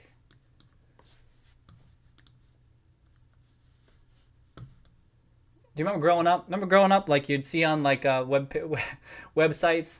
You'd see on websites where you go and then you'd see like investors on the website. You're like, what the hell does that mean? I remember growing up always wondering, like, I have no idea what that is. And now it's like, oh, it's for us. But you never knew what it was growing up. Okay, let me see. Oh, I didn't mean to click. Yeah, no, I wanted to be here. I just, where's the management team? That's what I mean. These small companies are investor relationship. Good luck. Good luck tracking stuff down. I mean, sometimes it's like 3 years old, the information. This one's up to date, at least this part. Corporate governance, management team. Richard House Jr. All right, so that's still him, right? Oh, no, they changed. Oh, he's the president and co-founder, Brad Byrne.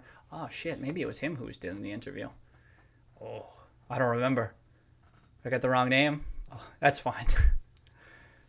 Hey, he sold 30% though. President and co-founder selling 30% of his shares. All right, more meaningful than I thought. Also, why is 30% of his shares? Why does he only own 200,000 shares? How the hell is that possible? What? Co-founder? All right, let's see. Co-founder of Flex Shoppers and is president, CFO from 27. Oh, and CFO from 27 to 2013, when the company was named Anchor Fund. All right, yeah, okay. They're trying to become bigger. Uses banking relationships to raise debt and negotiate and structure. All right, so he's a finance dude. Okay, and Richard House Jr. All right, now I'm starting to think that Dvorkin. Oh, man, I could have sworn it was Dvorkin Hauer, but maybe it was one of these. Maybe it was one of these guys. I'm not gonna go looking for it. If you find it, shoot it over. It's not that big of a deal. I've seen enough. I've seen enough to add to it. Let's just pull up the fundamentals real quick. Do I got it in here? FPay. It's not super compelling as I recall, but it was compelling enough. It didn't look dire. Like, yeah, here you go. You get tangible book value of 50 cents. You know what I mean? It was trading at $1. That was when I was buying it, when it was $1. Look at these revenues, huh? Oh, small companies. Shit. But look at the growth. No joke. So I'm a value investor, right? But this isn't necessarily a growth type stock. But I see this. I'm like, hey, all right. Maybe I'll deal in a growth type company for a change. I know it's still small, super speculative, but it's growing. You know what I mean? Often companies I'm dealing in, especially small companies, they're not growing that much or it's super volatile. You see this, I'm like, oh, this looks terrific. Forget everything else. It's just like, I like to see that. And you see the share issuance. This is them trying to grow, right? I have it lit up red because issuing shares is sometimes red flag, but they're trying to grow. You gotta raise capital, issue shares, raise debt, whatever the hell it is. So that's one thing that stuck out to me. I don't remember. Now, gross margins is declining. Check this out. 47, 42, 35%. Not that great. That's not good. Let's scroll over. Oh, why is this so thin? 33%. All right, so it's up year over year, though. That ain't bad. That ain't bad for that quarter, huh? Am I crazy? GameStop increased their gross margin, too, which no one talks about, right? Okay, let me go back. Oh, look at this. Look at this EBITDA per share. Look at this shit. Oh. EBITDA, right? I know everyone critiques the shit out of it, Buffett and everyone. We all get why they do it, right? I said this on the other streams, though. It's something. Sometimes you have so little to go off of. Look how small this company is. How are you going to value this company? On what fundamentals are you going to base your thesis? And so many people will see this and they'll be like, all right, move it on to the next one. And I'm like, what? There could be an opportunity there. So I hesitate to just. I'm not going to pass on it just because I have to use EBITDA as a way as something to apply a multiple to. Like, I think, all right, so I see this.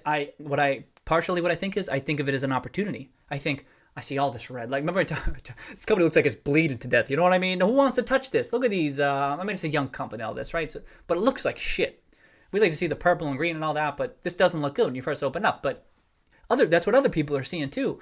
In companies and stuff and institutions, they think, whatever. Not all of them. I'm not saying that, but I'm just like, they might be overlooking some of this stuff. So I see this EBITDA. Is this right? Because there was only 5. What? Is that right?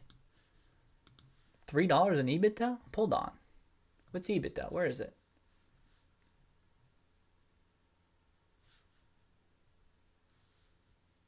Right there. 68 million in EBITDA? Wait a second. And it's growing too. Every year. 9, 23, 30, 53, 68.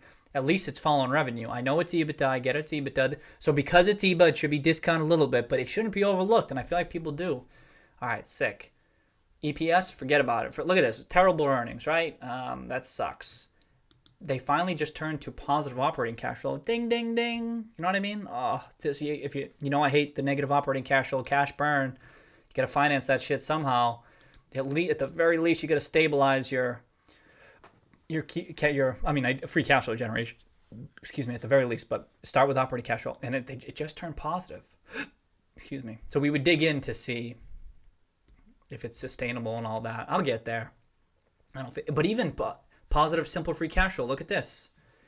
Simple free cash flow per share, 26 cents. So we see red all the way up to here, but 26 cents divide. Oh well, I have the. This is a simple free cash flow to price. That's a free cash flow yield of 16%. That's not bad. You know what I mean? You talk about earnings yield and simple free cash flow yield, right? Those are common terms in the industry. And like, would you rather put your money in the bank account and earn 1%, or would you rather earn this earnings yield, right? This is kind of like that. It's like 16% free cash flow yield. That's not super cheap, to be honest, but it's still surprising that it even has a positive simple free cash flow yield, I guess. So there's things, you can find some good things in this stuff, right? But this isn't it's not confirmation bias or anything. Like, I have the context of this is speculative, this is super small, maybe this growth is maybe it has reached its maximum growth potential. I have no idea what the upside is. what you would do is you'd go to the website, and this is where these types of presentations can be really helpful. You'll go to the website, you go to investor relations, and you want to put, what the hell is this? Oh, this isn't the website.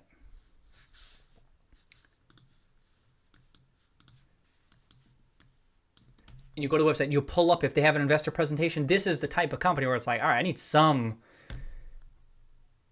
Look at this website. It says T-Flex's birthday week. Savings up to 55%. Look at this shit, huh? What the hell? That's funny. Lenovo monitors. Sec. Look at this, huh? It's good to just mess around with the websites too. I don't do it that much, but kind of cool to check out. Like people look at this stuff. You know what I mean? They have almost 100 million in revenue. So people doing this. I don't do it, but it's kind of interesting to be like, all right, people checking this out, leasing it to own. Like people live this way. They do. And for some people, it can help them. It gives them access to some of these types of things. And so, but whether or not there's legitimate growth potential out there, you can't just tell by looking at the website and stuff. That's why I don't do it as much, because I don't want to mislead myself. You know what I mean? What if it was like super cool and super catchy? I'm like, this is gonna be really sick. I don't want to deceive myself. But I can understand, like, all right, this is a legitimate thing that people will check out here just to lease some of their stuff. Oh, there's any presentation or anything? Oh, here you go, events and presentation. This is the thing. We might not have something up to date. Oh, they got one. Sick. Okay, sick. All right, let's do it. Omnichannel lease to own. That's what I mean. I think they might could have a little bit of an edge there if they get some legitimate omnichannel experience. I mean, they got a picture of a phone and a laptop. That's pretty good. I don't know. GameStop trying to do there. I mean, everything I tie back to GameStop, huh? It's just I've been looking at the very similar stuff all across the board. We facilitate both sides of the consumers, blah, blah, blah, for consumer. Well, I won't go through this presentation, right? Although maybe I should. I mean, I'm talking about add-in. Should I add big? That's what I would look. We give non-prime customers immediate purchasing power for what they want. Put it as simple. You just hope it's not, I don't know what the interest rate would be, but I know it's a tough industry in that regard. We increase their sales with for retailers. We increase their sales with non-prime retail customers who do not qualify for traditional credit. You know what I mean? It's lower credit people. Yeah, you got to be careful with those types of companies. I had forgotten this aspect that it's non-prime. I mean, that tends to be people who are doing the lease to own anyway. So I guess it's not totally lost on me, but that it's slide too. You know what I mean? It's front and center. It's prominent. There's another company out there. Was it CONN? That this is one of those earnings shenanigans, right? Where you goose up revenues and you get more revenues, but it's just because you're extending credit to everybody. You're just like, yeah, here you go, you can buy this. Yeah, we'll just give you a credit card. We'll just give you credit, and so revenues are rising. But you also see accounts receivables going up as well, because you're just giving people the credit, and then you start seeing them factor the receivables where they sell receivables to other people, and so it starts.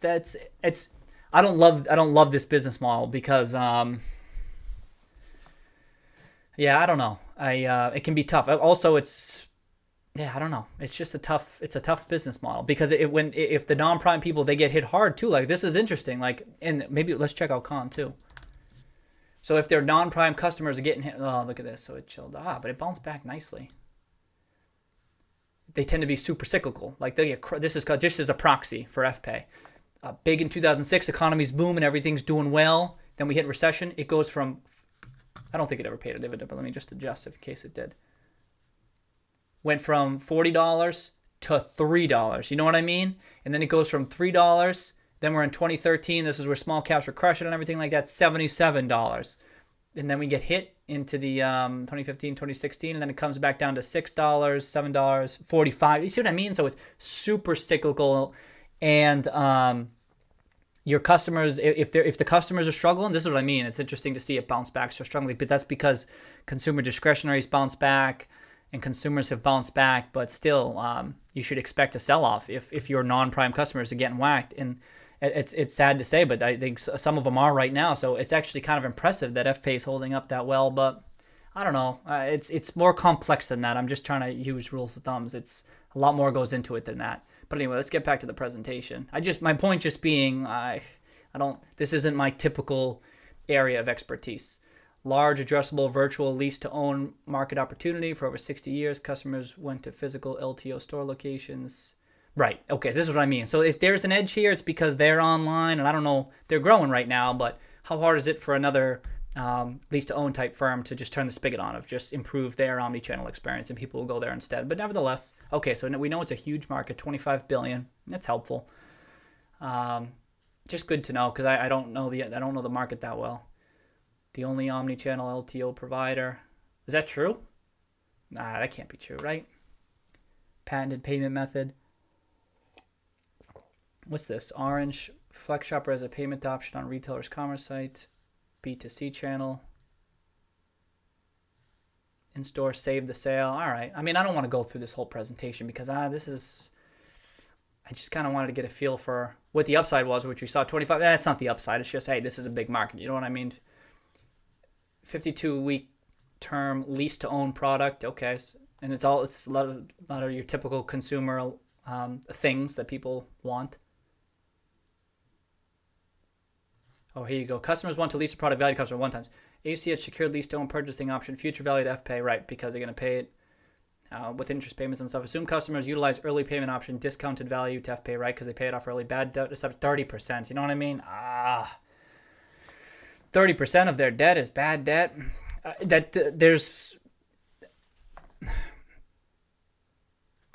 It's just it's tough to assess, and it's just risky. That's all. This is a business model. This is how a lot of businesses function. But look at that, right? So this is what they do get if they get fully paid. But if they get paid, paid early, and then if only 70% of them pay back, then that's the multiple. That's how a lot of this stuff works. I mean, that's how any of these lenders. If you go to I think there's still some publicly traded like gold pawn shops. What was that one? I forget the name of it. And to a degree, isn't GameStop somewhat similar? You know what I mean? You trade in your games, and it's not quite the same. It's not quite the same. You know what I mean? But it's like a fraction of. It's not the same at all. But I just mean when you see people traded in stuff or whatever, or trying to borrow stuff, and then that you're looking at the multiples as to what you can get for it. It's not really the same thing. But when I'm thinking multiples, that comes to mind. Okay, 30%. Is that on average? I wonder if that's typical. 30% on average, but on a downturn. Jesus, I'm kind of surprised it held up as well as it did. Interesting. But that trend looked good before. Okay. The question I'm just trying to figure out is, do I go a little bit heavier in this? You know what I mean? I don't know. Gross lease origination. Net revenues. Bouncing up. Nice acquisition costs. Their acquisition costs are going down according to them. I've adjusted EBITDA bouncing all around. Adjusted EBITDA last 12 months, 8 million. Wait, what? Is that what we saw? Wait a second. This would make more. You're right. Doesn't that seem super high? Is this a mistake? Is this last 12 months? This would make a lot more sense, right? Yeah, okay. That makes more sense. You know what I mean? 2Q was what's last 12 months through 2Q 2020, right? That's how I'm interpreting this. 12 months ended June 30th, 2020, which means these numbers are wrong. See what I mean? Suck.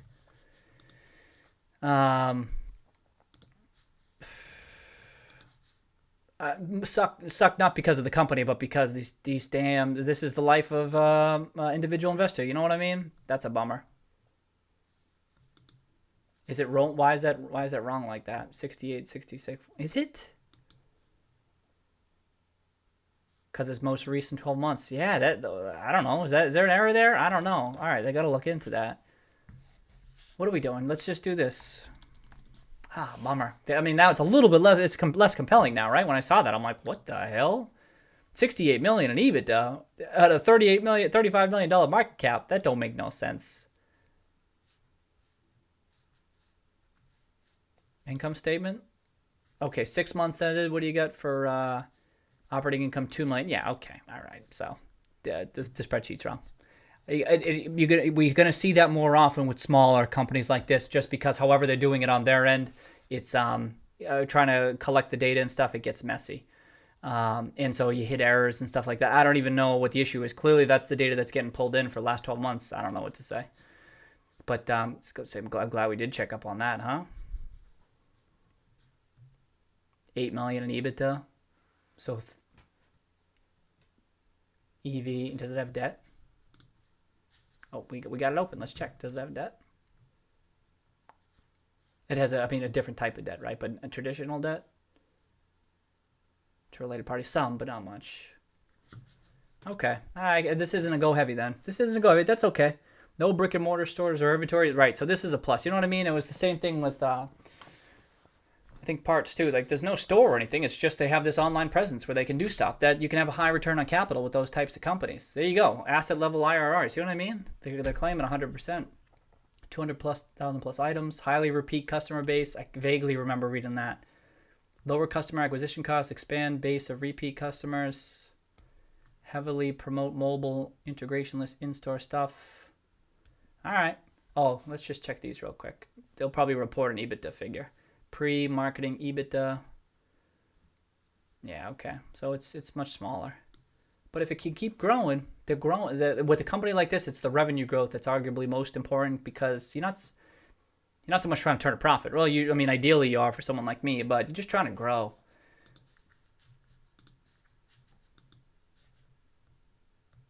All right, there's nothing really else to check. It's just it's got some potential growth opportunity. The insiders are buying. And there's at least positive EBITDA on a market cap of, well, do we actually can we actually see?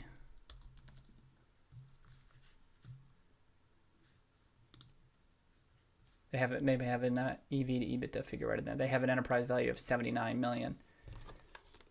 That's not that cheap. So it's not that cheap, you know what I mean? EBITDA of, what do we say, 8 million?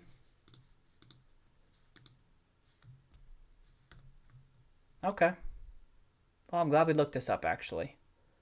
8 million last 12 months, but it's tough. But if they keep growing, that's the thing. Then, and if they pay off debt, that's going to keep declining and stuff. Okay. All right. I'm still going to say add to it. Did I say add to it? Yeah, add to FPay. Cool. Because I think it's one of the smaller positions in the portfolio. Yeah, 0.26. Yeah, we'll bump that up. It's never going to be super heavy, though, but we'll see. Does anyone own it? Sorry, I meant to check this.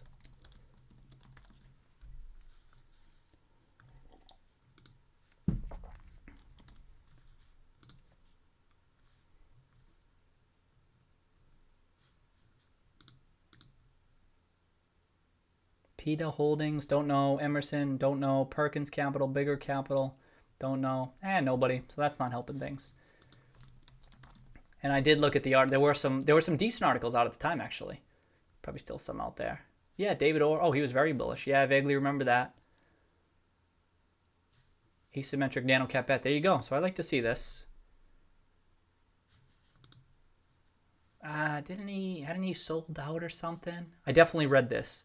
I've read some of his articles before. He's continued buying similar stuff. Last quarter's beat and increased EBITDA are better guidance. So this was in December. And let me just jump to his conclusions. What was he saying? Oh, good. There's some commentary on there, down there too. News came out. The upside could be $6 compared to my original guess. All right, so there you go. That's helpful. Midpoint moves from $2 to $3.50. Yeah, so yeah, well, that roughly would have been my upside, right? I mean, it could be 10-bagger, but this isn't the type of play where I'm playing for a 10-bagger. I see the growth, and I think they could grow EBITDA, and then once it gets repriced, I would say 4 to 6. Oh, that's what he says, 4 to 6. I was just going to say 4 to 6, like I'm stealing his idea. But just based on the equity and what that EBITDA could be, or free cash flow too, if they can actually keep that going, where they get 25 cents, is that what we were saying? Get it to 50 cents or $1 or something like that. Yeah, we'll see. It's ad. We'll see what happens with it. I don't know. I just don't know enough to know whether or not it could be 5, 10 baggers. That's what I mean. These growth type companies, I don't know. And I'll never have super high conviction in it. It's tough. But we'll keep tracking it. That's a good thing. Cool. All right, add to FPay. Boom. Where the hell were we? Oh, yeah. That was just funny because I'm pretty sure we just said that on like Friday or Wednesday or something. Albertsons. Is that the supermarket? Yeah, it is. Oh, they just took them public. I was invested in Super Value back in the day. Got a solid like 4-bagger or 5-bagger out of it. Remember, it had serious cash flow, but I think it owned Albertsons at a time. But then I think they got bought out. I forget the story. Hey, more Vapotherm buying. I've been talking about that a lot.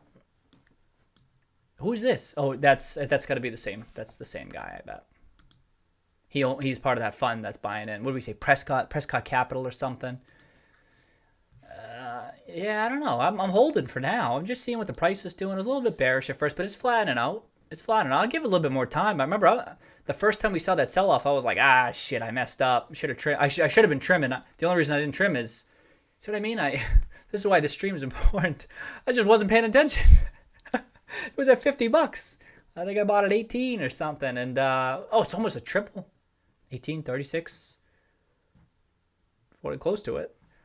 I don't think I trimmed. I may have trimmed once, but not because of business specific reason. And then it sold off. I was like, I messed up. If it weren't for that insider buying, that Prescott, I would have sold out. I would have eaten the loss. I would have been like, shit, I messed up.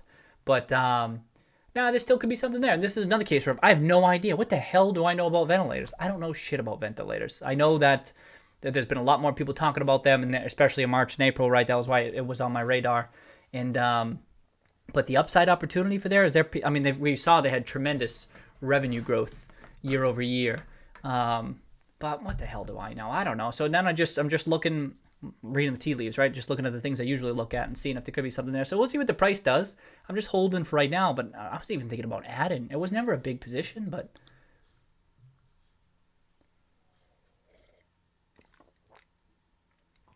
I've definitely trimmed. It's only 0.19% of the company. For the portfolio, excuse me. I've definitely trimmed. I didn't trim at above $40. I might maybe trimmed in 30.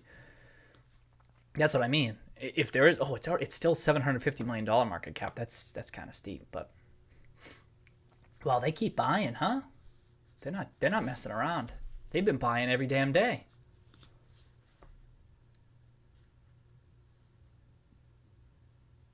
$10 million, $3 million.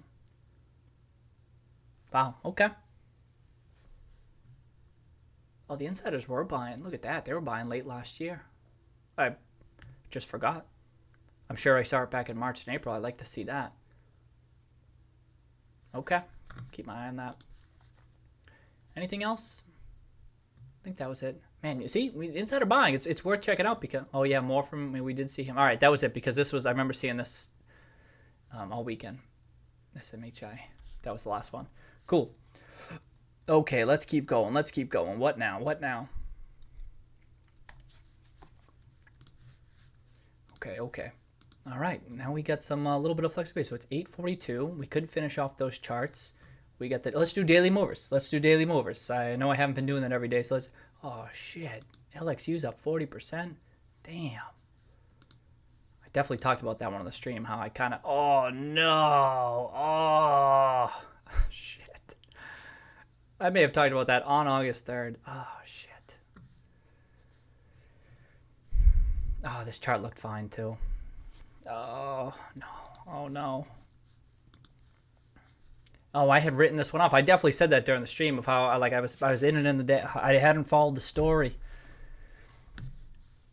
But then whenever I talked about it, didn't this chart look interesting? Look at this chart. It's clearly basing May, July, August. It's like, all right, it's kind of settled down a bit, and then it's just like, what's the next move? I gotta pull up the fundamentals. You can at least initiate a position based on that alone. I mean, I do that. Where if I see anything that catches my attention, whether it's insider buying or it doesn't matter, and I see this chart, I'm buying. You know what I mean? Get it in the portfolio and then just track it. And then it's a matter of if I'm going to add to it and turn it into a good sized position. Oh no, I had written this off totally. Look at the chart. I'll tell you why. I bought in here, and I got a cool double off of it. I thought it was going to be more than a double. They had two separate businesses, which were always weird. It was like an HVAC business and was it a chemical business or something? I think it's in the chemical industry. I think those are the two business models. And then I was kind of just lumping around like this. It was doing nothing. And then I thought some funds got involved. And then I'm like, I don't know what's going on here. And then this trend happened, and I just kept on seeing it go down. I'm like, oh, this is probably going to go bankrupt. And it did look that way here for a bit, right? I mean, that's why it had happened for so long. It's been 12 months. You know what I mean? That's what was in my head, and I had just written it off. That's why if you're part of a team, you can just someone keeping the finger on the pulse, just following the story. You can only follow so many stories at a time. It's not about but the stock price is kind of a shortcut to that. And so when we saw this base, May, June, July, 3 months of stabilization. I mean, I never would have guessed Forex. Let's look at the fundamentals. Let me just see. I'm going to feel a lot less bad if it's not cheap based on some metric, because remember, if I've owned it in the past, let's see this. Then I looked at it at some point and I poured over the numbers, and for whatever reason, oh no. Oh, look at the debt though. You know what I mean? So it was trading at $1 on a. Wait a second. What's the price right now? Is that price? Oh, that price is out of date. Look at this price, $272. Why are the prices out of date? Oh, it's not totally out of date. It was at $272 today at some point. But I see stock price of $1, and it was at $7 book value. But look at the debt, $25 per share in book value. Excuse me, net common overhang per share. But EBITDA is still positive. $1, right? Just about $1. What would we have seen? You see the purple and green? That's what had my attention back in 2016. Look at the equity growth. You see what I mean? Forget this. Forget this, actually. 2016 too. This was what I was looking at back in the day, and I saw the revenue growth, and I saw the huge decline. Indicated it was a cyclical business, and that's why it was a big reason it sold off as much as it did. Let's back out 10 years. Yeah, it was trading at $40, and I bought it at like $5. I'm like, whoa. And of course, it never got back there.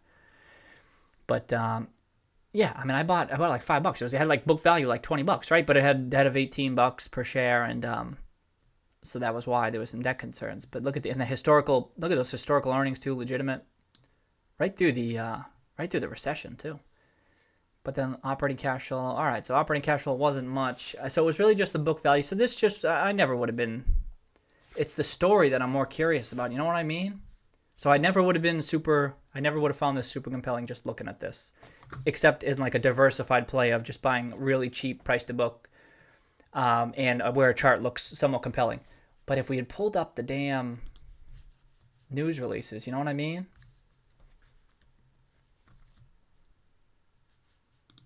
What? There's no news? Oh, you're kidding me. You're kidding me. There's no news in the past 2 weeks? What's this based on? Net sales of 105. Is it 6% increase in agricultural sales volumes included? Has it spun off the other business? Maybe it's already separated from the other business. Mark Berman, LSB Industries President CEO, pricing remained an issue, blah, blah, blah. The nitrogen. Yeah, so is it just, did they sell off the HVAC business? Maybe they did. That kind of sounds familiar, which is not a bad thing. Ah, damn. Everything was down, right? Oh, what's going on here? I just want to know why it was up. Is it heavily shorted? Is it a short squeeze? It looks like a short squeeze, doesn't it? This is what I imagine a short squeeze looks like. You see the stair step. You see the stair stepping. It can happen in a matter of days. It can happen over weeks. But it's just like major stair stepping. What is the...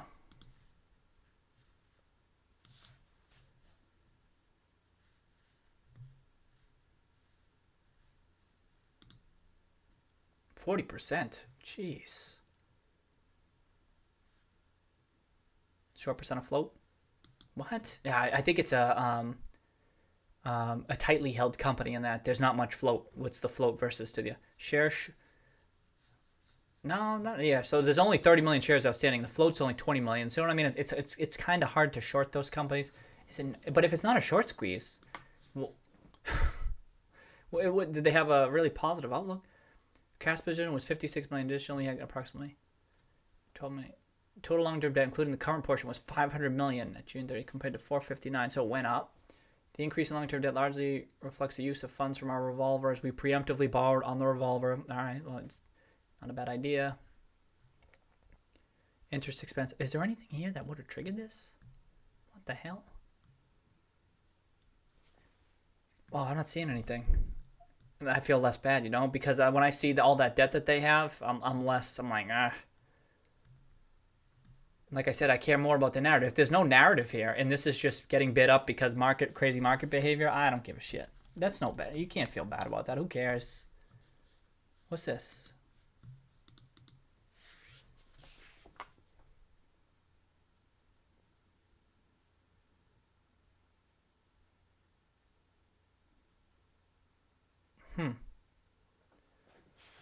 Is this a poison pill?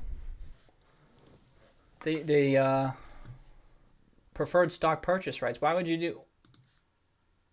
Here you go. Oh, here it is. Poison pill. There it is. Shareholders' rights plan. That's a You know what a poison pill is? They're trying to. Often it's used to prevent being taken over from someone trying to take a position. So you do it preemptively to try. If someone starts trying to get control of your company, you can issue a whole bunch of preferred shares with a shit ton of voting rights to kind of prevent it from happening. But usually, if you see this happening, someone has expressed interest or okay. So here we go. This is interesting. But this was a month ago. Or July something. Oh, there you go. July 6th. To protect the availability of its net operating losses. Okay, right. I think something if you get, depending on who has control of it, there's something I forget off the top of my head, but you can like lose access to the net operating losses. So sometimes this is what they say to justify it. Whether or not it's legitimate, I don't know whether or not they're just saying this is the reason, or I mean, it makes sense that could they be actively marketing the company, perceiving long-term shareholder value by adopting a rights plan intended to protect tax assets by reducing the likelihood of an ownership change, right? Whiz one, as defined by the yep. Rights plan in effect immediately will be submitted for shareholder ratification at 2021 annual meeting. Did they say why? Had approximately $600 million in federal net operating losses, so that's clutch. And some companies, these are really valuable assets. I think who else has some net operating, like those Knowles, like those are legit. As long as you remain a going concern and you can continue to expect to generate profits in the future, those have legitimate value because they're going to reduce the taxes that you have to pay. So it is important to protect those. But and those will be on the in the 10K and so forth. Those are in the footnotes. Those are assets that a lot of people, I don't know, I can't substantiate that, but I think people tend to overlook, but they're legitimate assets that need to be taken into consideration when trying to value the company, when you're really doing a deep dive. I imagine some people overlook. That's what I think. Tended to reduce the likelihood of such an ownership change when someone takes over 5%. Interesting. I wonder if if someone had said something or if someone had started dabbling and that's why they did it. Will initially trade with the LSB's common stock and will generally become exercisable only if a person acquired. Yeah, it's a poison pill, but no real info on it, huh? Anyone talking about it? Damn. The other thing I would do is this.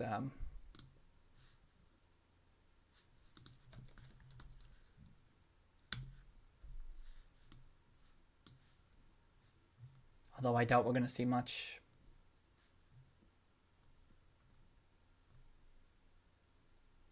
I mean, it's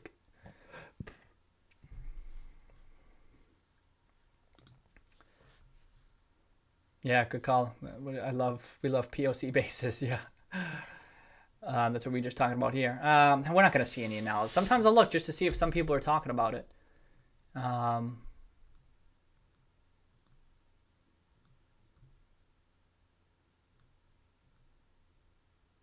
August 13th. There's going to be lots of people talking about it too, just because it was up 40% today. You know what I mean? These day traders, they'll just say some shit. Can we get back to her? I can't sort through this. You know what I mean? Look at how far I just scrolled. We're only 3 hours back. Just because it was up so much today, but it's like, oh, that's not helpful for me. Whatever. Don't waste our time. All right. Unless, did I already write down? Oh, good. I didn't. I don't. That's fine. And also, let's see if it comes crashing down. You know what I mean? If there's nothing backing it. Weird. No one's saying anything. If you know anything about that, yeah, let me know. Or don't, because then I don't have to list it as a missed opportunity. You know what I mean? Okay, so 40% Steinmeier. Oh, that's a bankrupt company. That's Clear One. Oh yeah, I looked at this one a while back.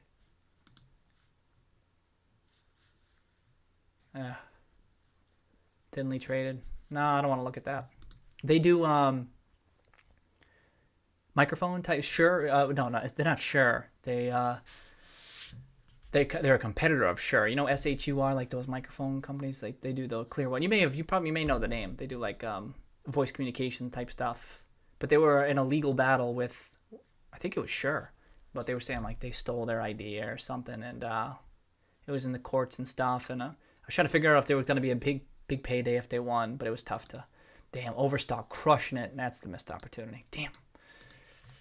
Let's pull up the fundamentals on that one. It was a missed opportunity in March. I should have just pulled the trigger. I think it's gonna look cheap. Actually, I remember looking at it last year, and now this is just absurd. Sorry, did I just close out of the chart? Look at this. What was it? 270. I mean, I would have never thought this, huh? Oh, what even is this? 118. Let's call it $3. You never would have held this long. You would have been trimming the whole way up, right? 40 bagger. What? And this, what's this? What is this market cap?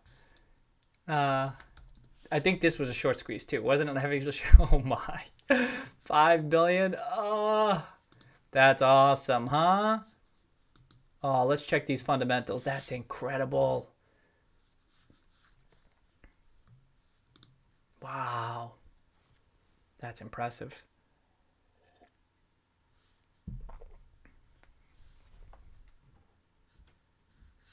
Oh, what happened to it? Oh, I lost it. Oh, there it is. Oh, it's here. Okay, so let me try to remember what I look at. 1.8 billion in revenues, legitimate company. You know what I mean? They're stumbling a little bit here, and this was a big drop off, but not that much in the grand scheme of things. No debt right off the bat. And I had seen they had $4 in cash. That was 2018. I wasn't looking at it in 2018. I was definitely looking at it in 2019. But no decent balance sheet. You know what I mean? So it's just a guessing game on the business model. Less credit analysis required. And then not much historical earnings, so major losses. Okay, so not much. And then simple free cash flow. They weren't generating much free cash flow, but even still, you're trading at. Remember, I was looking at it in 2019 though. There was remember the CEO was involved with some like conspiracy theory too. I was looking at it right around here, and then I figured I thought this was a missed opportunity. I'm like, this looked good right here. I thought it looked good at $10. I definitely remember that. But now I'm trying to see why I thought that. I mean, I see this historical free cash flow rolling three. Oh, that's one off. But average 3-year free cash flow of 75 cents. That's not super cheap. What the hell did I see? I saw the revenues, gross margin holding steady, historical tangible equity growth. Tangible book growth, but nothing crazy. But wasn't he like trying to burn the shorts or something like that? You remember that? He was like calling them out. Okay, so I saw 400K purchase back in May 2019. And then this purchase, but that one must have caught my attention. Oh, that was him. I think this was the former CEO or owner or something. Then they either fired him or he left, and then he just like, well, I'm selling everything then, and he got completely out. Look, check that. I was like, it's an odd story. I kind of forget. All right, this isn't as much. Did I say it was a missed opportunity? It's a little bit of a missed opportunity just because, again, when everything's selling off, you just put the chips down on some places. And these are legitimate revenues here. And then it was trading at below book. That's what I mean. A company like this trading below book, it's not like a trading below book for an energy company. You know what I mean? It's trading below book for, a different type of. Look at all this overbought figure. But it's like trading below book for. It's a way to diversify the types of stocks that you're dealing in that are trading below book. You know what I mean? Even if I don't know what the upside is. So it's not a huge missed opportunity because it's not like I had invested in it previously. It was just, should have put a chip down there. And that's what I mean. We don't want to fall victim to confirmation bias here, though, right? Because this is what I mean. OSTK is walking the line of a missed opportunity. And that's why I didn't want to put LXU down, because then you start... There's companies that I did pass on at the time that did not go up significantly. You know what I mean? So you got to be careful documenting this stuff. But I know this. I know this. And so, but I remember what was going through my mind at the time. But I don't, okay, that's fine. All right, we'll keep it in there. Yeah, we'll keep it in there. Torn.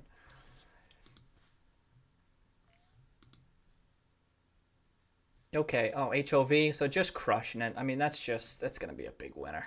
I had quite a bit of exposure outside of the Roaring Kitty portfolio too, so that's just going to work out really well. And the thing about that was I kept on adding because I bought quite a bit of the higher quality home builders because I didn't know what was going on, and I kept on adding right here. That was a really good decision. Like it was all over the place, but I'm like, home builders, they're looking good. And I think I may have even bought here too, and it turned out to be a really good decision. And it's a triple. I mean, it's a triple from even those later purchases. But my average in one of those accounts was like $8 or $9 or something. So that was sick. Now it's kind of getting away. Who knows? All right, Lifeway Foods, they do. Yeah, I remember that. That's not my cup of tea. Kirkland's, I say that. Oh, no. What? Look at this. Every week it's a clear candlestick. Who was talking about Kirkland's? Oh, no. I thought they were toast. Did I think they were toast? And then when it sold off in no, that was March. Then it leveled off. Wow. Damn. I can't believe I gotta list this. I feel like I did pull the trigger on some of these, and I feel like I just pulled the trigger on the wrong one of these.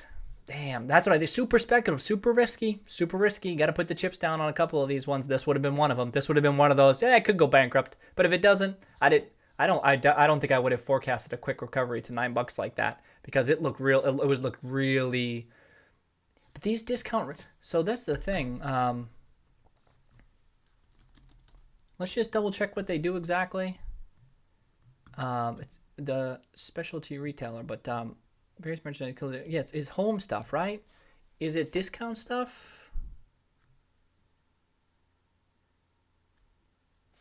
I thought they were gonna have trouble because there's a number of companies out there like that. There's one that's in bankruptcy, Tuesday Q.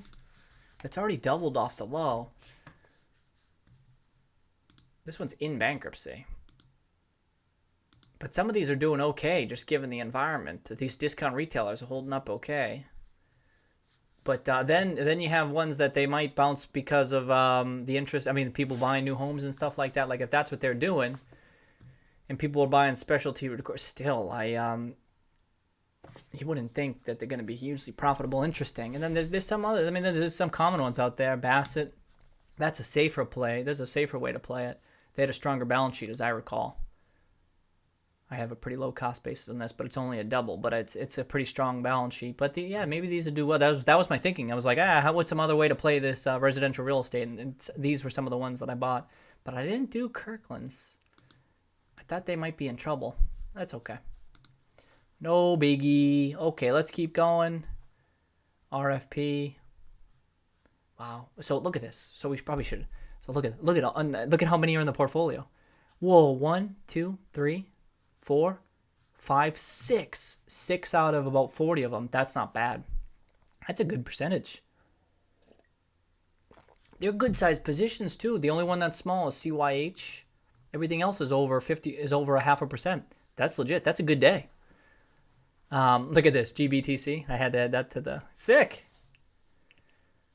Wow, that's gonna be fortunate. Not a huge position, right? It's more for the story, right? Sometimes you just got to do it for the story. Look at Barrick Gold up 12% today on the Buffett bump. Sick. CVGI. Hey, Tuesday Q is up 13% today. Wow. All right, do I see any non-positions? Oh, Kirkland's, that sucks. And serve, no. These are a lot of biotechs. I mean, I'm not opposed. I don't typically deal in biotechs, but if I really need to see something that catches my attention, like if I were, maybe we'll get to the point where we have some time where there's a couple of those. But I think I found a new biotech fund, by the way. where maybe if they have a heavy position, that would take. I don't just. I'm just gonna buy just because another prominent biotech fund has an allocation. That's not enough for me. But if they're buying, or I see insider buying, or if I actually if I analyze the drugs that they have relative to another company out there, maybe. But I like right now, I'm just totally skipping over these dark green ones. I can't go down that path right now. I'd really need to see something outside of here that got my attention. There's just too many of them. There's too many. Wow, Barrick's a big company too. Is that the biggest market cap mover today? Look at this, 53 billion. Oh, look at Tesla. Jeez. Talk about Barrick Gold, 53 billion. How about Tesla, 340 billion? What a huge move. How many billion did it add today? Is that 30 billion? 40 billion? Oh, wow. Just funny money, you know? Yeah, by far the biggest mover. No, I mean, well, Tesla was. Wow, not a bad day, huh? Reeds. I've never owned this. What, soft drinks? Yeah, it's a triple. Were they buying? This I definitely wouldn't classify as a missed opportunity, but I've passed on it. A number of times. I didn't like what I saw. Oh, shit. Oh, that's some serious insider buying. Interim CEO dropped $1 million on it. But then not much since. All right, I'll pull it up.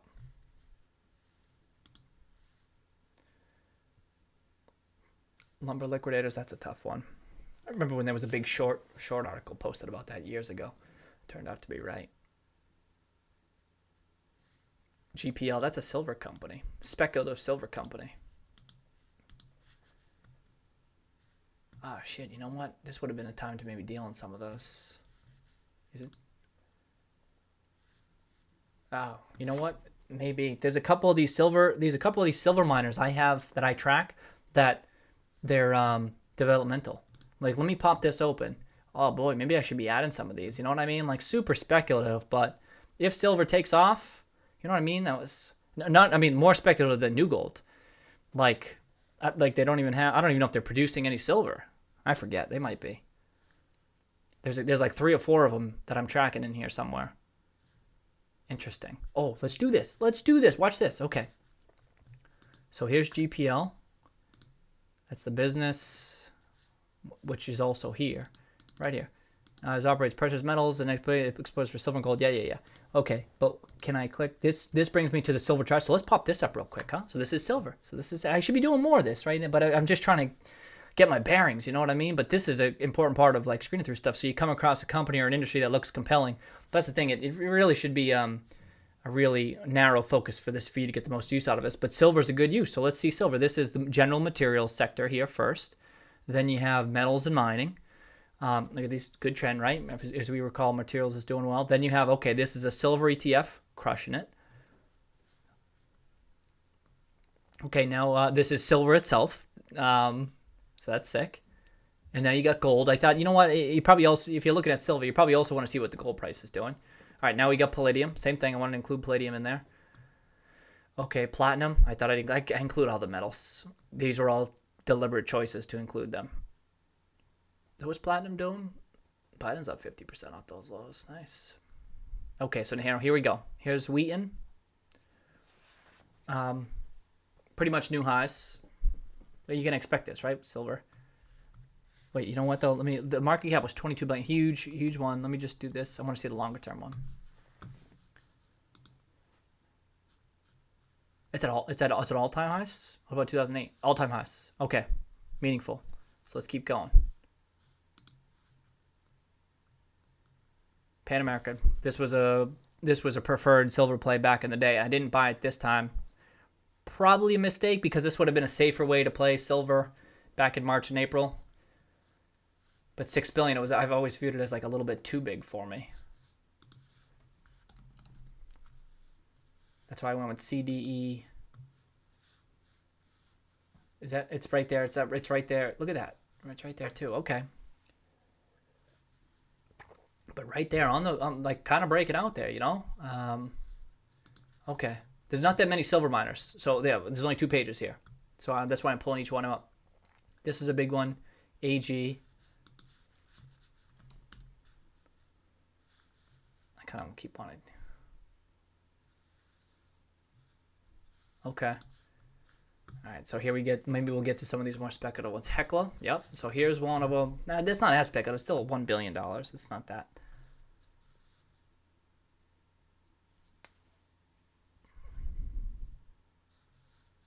Wow, dang, that was a great opportunity last year.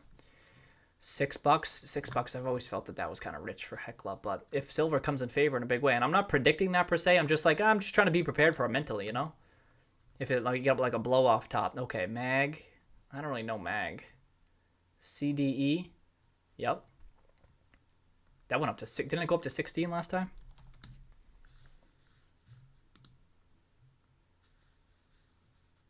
Yeah, I mean, that looks like a little bit of a squeeze, doesn't it? Taking out those, wow, it got up to $8 last year. Oh, man. I own it, but not enough. I should have bought more. That's like my go-to silver play too. What's the market cap that I had on this? 1 billion. Damn. Okay. Silver Crest. Now we're starting to get into them. Oh, that looks good. Whoa. Does it produce? That looks really good. Whoa. Pull it up. Oh, I can't. Is this my ad hoc one? Yeah. Oh, I forgot I put those in for, what was the ticker? Self.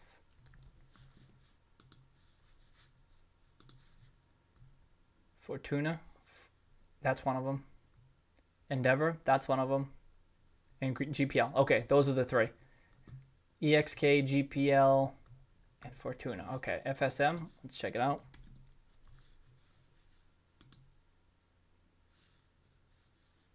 All right, so all looking kind of similar. EXK. I've invested in EXK in the past. Quick triple. All right, can we do some artistic stuff here? Oh yeah, I forgot I changed that to red. Sir. Oh, that was why I didn't do red, because they had the red thing on there. This was when we were in a little bit. Okay, this could have some legs, huh? EXK. I mean, they call that analysis, right? I'm looking at a chart, saying, "Hey, this could keep going up." Huh? I'm just saying, and like a speculative blow off. You know, some people say that we already had that right here, right now. It already happened. And then, all right, so and then, no, it's different. Okay. I thought this one, there's some. Let me just check this. Like, I don't think this even has any. Oh, it's ground. There you go, 150. Yeah, it was like, look how small it was. You know, book value of. Is that the price, $1? It's not right, is it? Oh, it is. Interesting. Oh, this might be a way to play it. Is it? What do you think? Oh, and it's overbought. Yeah, of course it's overbought right now. What about GPL and GPL? This looks interesting. GPL.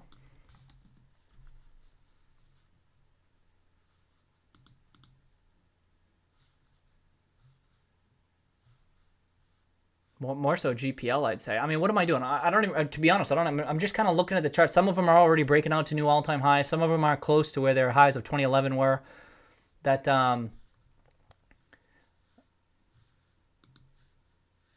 what I really need to do is, come on. Like, I see, it's just, this is going to sound silly because we all know the price of the stock, it doesn't matter, isn't all that meaningful, right? But like, some people might see $1 silver stock and then it just gets bid up. You know what I mean? And that, by the same token, like if you do some of the bigger silver miners, people just buy it because they know the name and they just want exposure to it. And especially, like, take Barrick Gold, for example. The ticker's gold. People know Barrick Gold. Now Buffett bought it. Up, what would we say, up 10% today? But like this one, it's only $1 stock price, and but it's speculative. But who knows? I might buy this. I know that's crazy. That's bad analysis. You might think that's bad analysis, but I don't know. Stop this. Let me pull up those. I know I'm jumping all over the place. I apologize for that.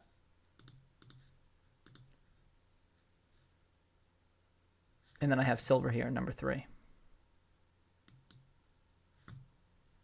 SILV, sorry.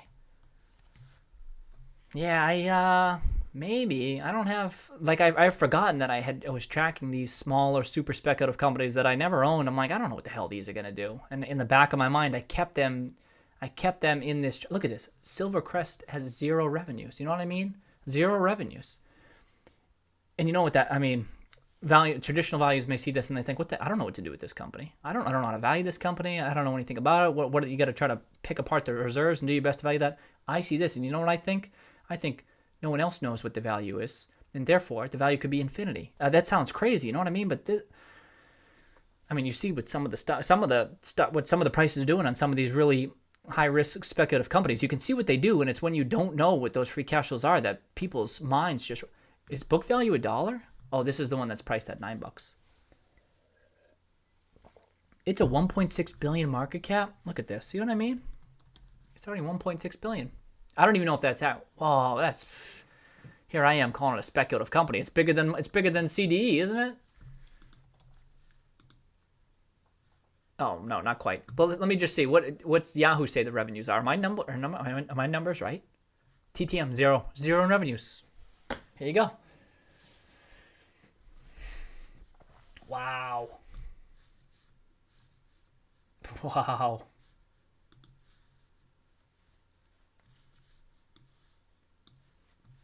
Okay. So now let me pull it. I got GPL, FSM, and EXK.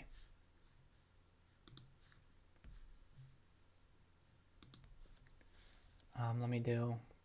Boy, that SILV, no revenues, huh? All right, let me just do EXK, and let me do FSM. Oh, I hate when I do that.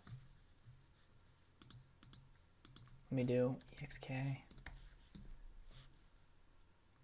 and FSM, because I don't think I added that to the other one. I'm all over the place. I should have done this more cleanly. Am I really going to buy one of these? I don't know what I'm doing. It just, silver is getting, I don't want to get roped into it, you know what I mean? You got to be careful of that, but it's looking pretty damn bullish. And then, FSM. We looked at HP, I think, right? I showed you those good numbers. I think I did. I hope I did. I forget. All right, let me just pop back to this one to see GPL. All right, we got GPL open. So this one's, yeah, looking, it's at $1, 4 times tangible book. Market cap 353. I like that. That's good. I mean, I have nothing to do with this. I can't do anything with these numbers. This is straight narrative. This is straight, some people might say, oh, it's bubblicious. Yeah, don't get caught in it, you know? Like these outstanding shares, been issuing shares, been financing this. Big jump up in revenue, so they finally started to produce. Or it's been a slow ramp up, I should say. But it's not like cheap. It's not cheap based on any metrics. But oh, net cash flow. It's got some positive net cash flow there, but it's so small. Yeah, there's nothing in here for that. And what about FSM is 3 and 4. So this one's a more legitimate business. I've invested in them before. Boy, they still hung around. I was always wondering if they were going to make it. Positive operating cash flow all across the board. Check this. Except for trailing 12 months, right? Important.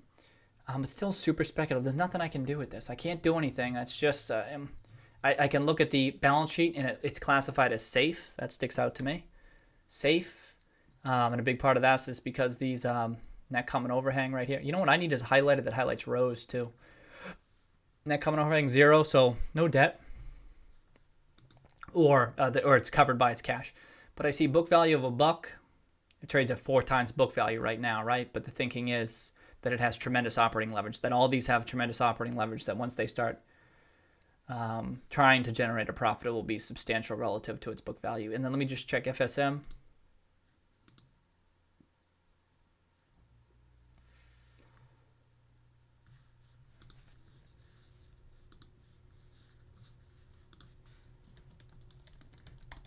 Now I'm going to say consider adding to silver, but this is really just a precious metals angle. Like I said, I felt like I was a little bit underexposed, and you got to be careful. You don't want to chase too much. You definitely want to wait for pullbacks.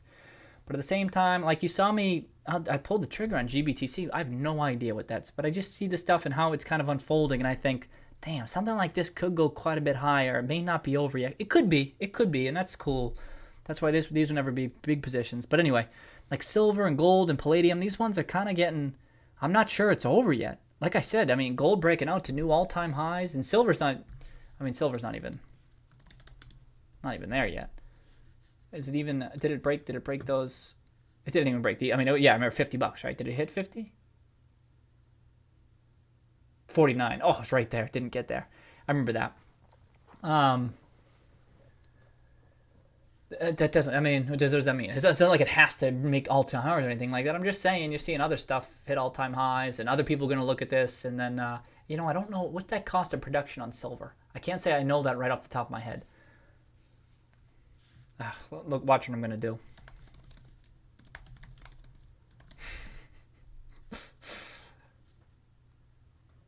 What you would do is, a good way to go about this is to pull up the, here we go. Is to pull up just the reports of the biggest miners. Still, whatever the biggest miners are saying, they're going to say all-in costs and cash flow costs, and you're just looking for a ballpark figure. You don't worry about the precise costs or anything like that. Like, what is it? This is S&P Global. Silver all-in sustaining cost to fall again. So what'd they say it was? This is going to be good enough for me. Wait, what year was this? 2019. This is good enough for me. What do you got?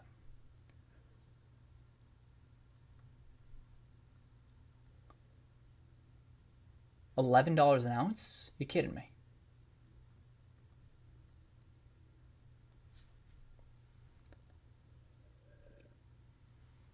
What is this? Silver? Is it $10-12? Is that what this is non-primary all-in? Wow. See what I mean? How are you going to get to $50 on that? A speculation, really. And people getting ahead of itself. I mean, it's an inflation play, right? Because you expect the cost of production to rise, but that rapidly, that quick, I don't think so. That's what I mean. That's why it's easier for me to buy these things on the pullback when you have, not that silver was ever. Wait, where has silver been trading? Is it silver? Look at this. So it's easy to make the case, right? Well, first of all, technically, it's at support. Look at that. Oh, look at this support. These commodities, I swear these like the more speculative, like commodities and like Bitcoin and something like Tesla, although I forget off the top of my head, but like these things like trade kind of to the chart. It's kind of funny. I think maybe the people who are often dealing with them are like technical analyst type folks, because like how else are you going to go about? There's no cash flows related to silver, you know what I mean? So it's like they have to go up. Look at this all the way back. Look at this. It goes all the way back like this. Oh, what a riot this is.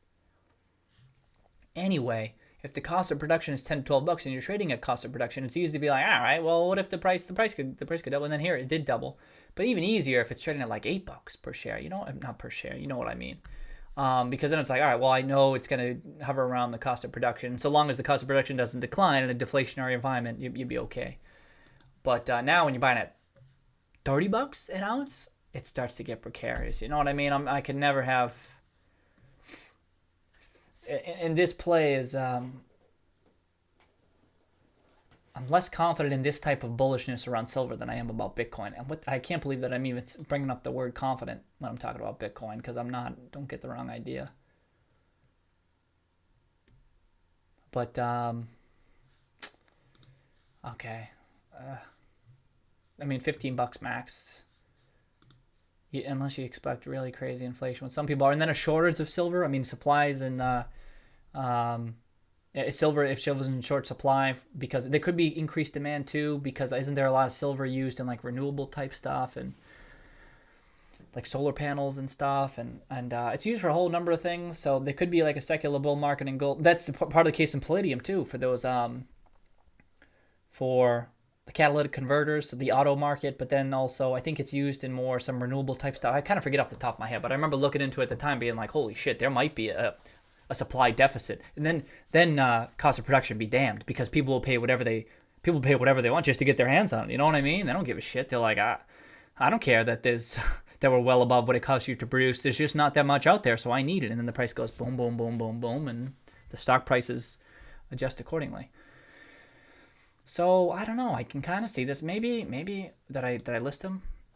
Consider adding silver. So anyway, I say consider adding silver. It's more just a play on like this gold, precious metals, and Gold, silver, palladium. And I have decent exposure. When you include SBSW too, what did we say it was 5%? That's if you include that. So I don't know. Let's list the EXK. I'd say EXK. I mean, still well below those highs. I just other people are going to see that. I don't know. And then what was the other one? FSM. I mean, then you got a lot of upside on this one. Do I have the fundamentals for FSM? Oh, here it is. Oh, it's not bad. $4 in book value on a $7 share price. Wow, this doesn't look bad. I mean, issuing shares along the way, I'm sure, right? Yeah, issuing shares. That helps equity growth, right? You're issuing shares if they're happening above book value. And it's profitable. Oh, this one's not bad. This was through 2019, by the way. Canadian company. So we'll look up insider buying here. All right, maybe FSM, EXK, FSM. And what was that dollar one? I think I'd toss that one in there too. GPL. I think I might dabble in these. I might dabble in these. Look at this. I don't know.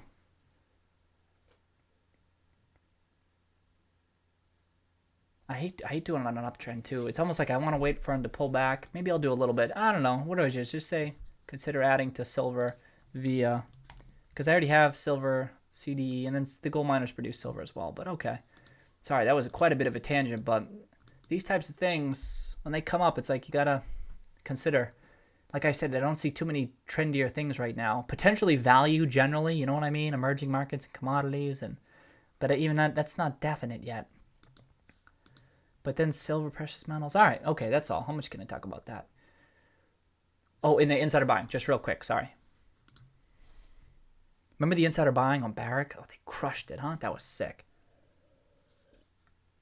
Oh, I might even have, here we go. I got Endeavor Silver in here. You see this? I already got it in there. Do I have them all? Kestrel Gold. Oh, I actually don't know. Oh, KGC. Oh, I thought that was Kinross. Oh, there's Kinross. Okay. Oh, that was another way. I forgot about Kinross. Wow. Oh, it's KGC in America. Oh, that's a way to play it too. It's a. Oh, that looks good, huh? That's a bigger play. Oh. I looked at it here. I never got that cheap. Never got that cheap this time. Oh, Kinross might be a way.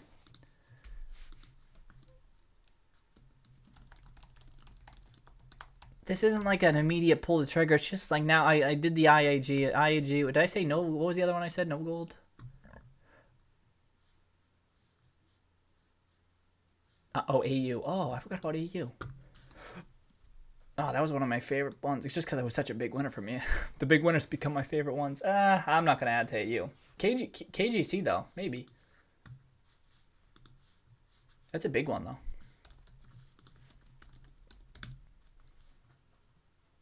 $12 billion? Nah. I'm just listing stuff. I'm just listing. Oh, there's another one. Avino Silver. Oh, that was another one that I was thinking about.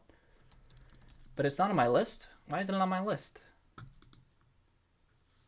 Oh, okay. Was that not on my list? That's weird. I might have taken it off. Some of these I might have taken. I've been tracking them for years, and I'm like, just forget about it. Of course, that March was the time to be doing that. Damn, I missed. Let's drop the ball. Interesting. Okay. X out of these. Oh, I meant to take a peek at Reed. I'll do that after. Good side of Byron and Reed. Let me close out of some of these, and let's just keep looking at the. All right, let me pull up. Oh, I got Fortuna in here too. Circ. See what I mean? I was just tracking them. I'm missing. I get GPL too. Great Panther. So I'm missing one. Great GPL. What was it? One I was missing. No, I got them all. Right? I got them all. EXA. I got them all. Okay. Let's go. Boom. Kestrel Gold. I don't even know what that is. I don't know if that trades in the U.S. Silver Corp. I forgot about that one. Avino. I'll take a peek at Yamana. Fortuna. GPL. Oh, Viamed. That was one that I looked at. I am Gold. All right, we'll take a peek at that. I mean, well, the insider buying matters less on these, right? Because it's a different type of play than the usual value plays, right? I just trying to take a peek. That's all. Remember, like seeing Barrett Gold buy right at that low. That was just crushed. Okay, so nothing for EXK. I don't know Kestrel Gold. Oh, look at these timely 2 cents. Wait a second. Oh, I 2 cents. I ain't got time for that. That's not. It could be something there, but that will not be a lost opportunity. Disposition in August, 180. Whoa. No buying. Okay. Avino.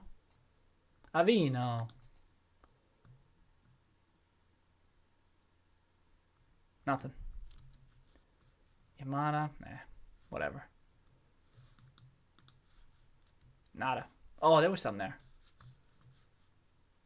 When was that? I think we saw this. March. Nice job. Wow. Look at that. Peter Moreau. Oh, I looked at him. He is, this is part of why I liked it. I think he's a higher up. He might be the CEO or something. He's bought before. Executive chairman. Boom. And he was buying. Nice job. March 30th.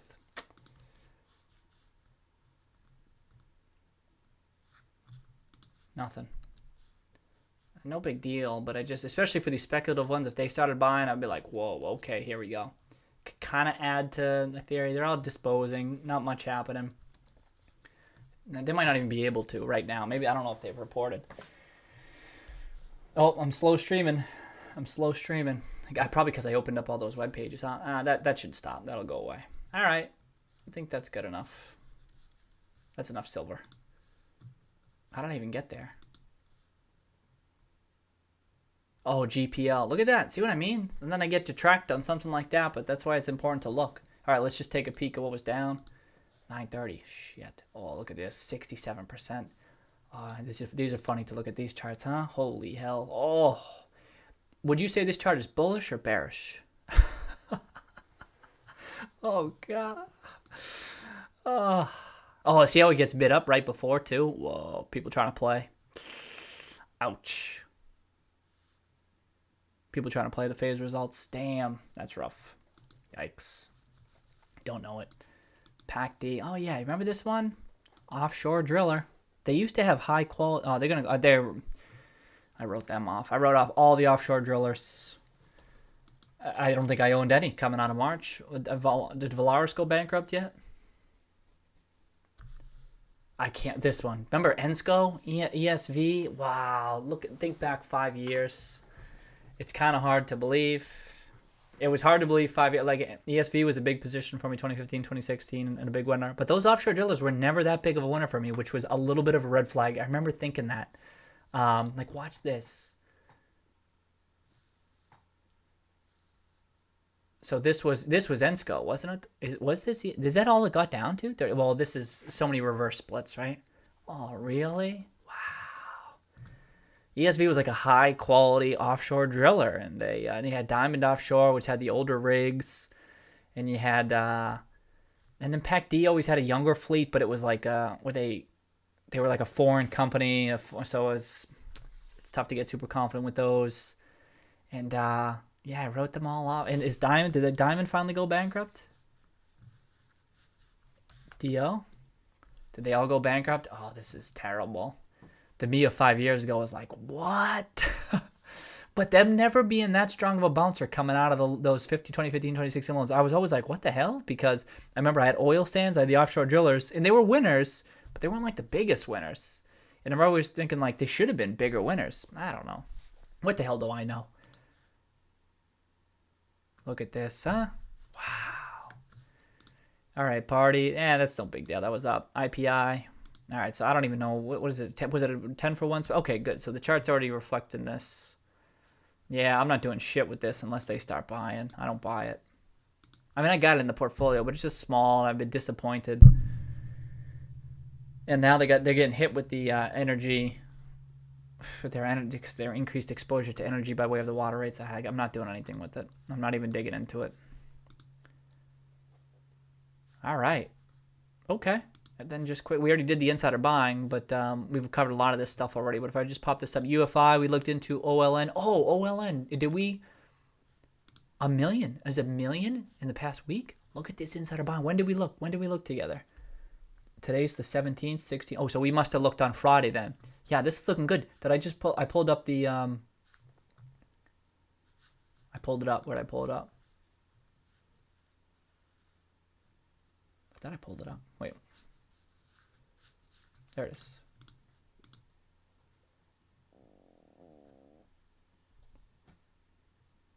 There we go. So leveraged.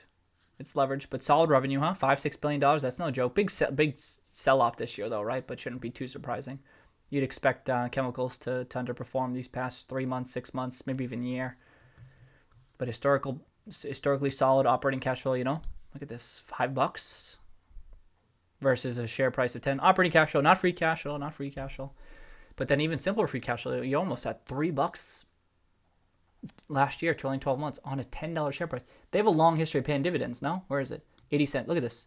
Oh, right there. 80 cents, 80 cents, 80 cents, 80 cents, 80 cents. Wow, huh? To not even change it? What the hell? That's kind of crazy. That's kind of unusual, isn't it? For it to not to increase or decrease? Do you ever see that? I don't know if I've ever seen that. In the earnings been decent, a little volatile at times, but nothing crazy. But that leverage, so it's the leverage that's a concern here. Clearly a big risk. But a history of free cash flow over this cycle anyway. But even last cycle, earning about $1. It's got its down years, and right now we're clearly going into the down years. That's what people are forecasting here. You see what I mean? Like this is simple free cash flow right here. You'll have some good years green, and then a red year, and then green year, and then 2 non-green years. Just to talk about conditional forwarding, not to even get into the numbers, you know what I mean? And then bounces back some strong green years, and the stock price, if we looked at it, I'm sure it was thriving from 2013 to 2019. Now this could be the start of a multi-year struggle. This is why the stock price is coming down, in some ways justifiably so. You know what I mean? But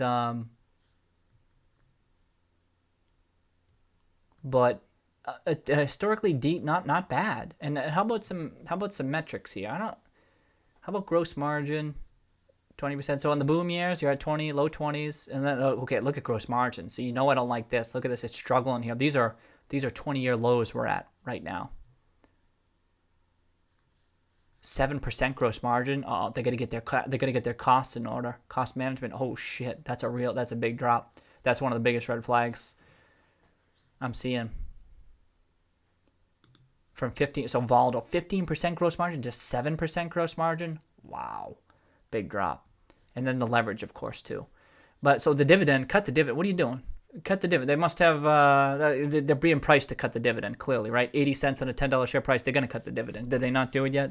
But do they have a long history, and that's why they don't want to do it? Dumb. Wait till Carl sees this. Wait till Carl Icahn sees this. You think you're going to keep paying that dividend? I don't think so. Oh yeah, this guy's got some good ideas on these chemical companies. I've read him. I hadn't read him before this, but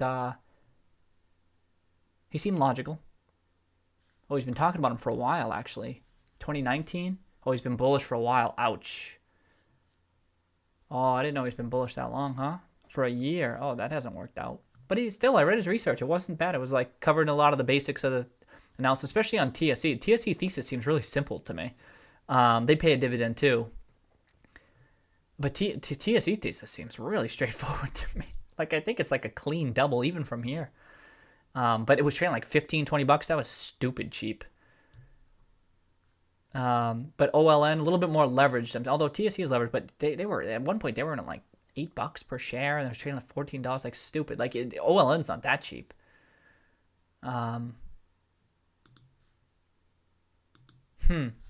But okay, let's pull up.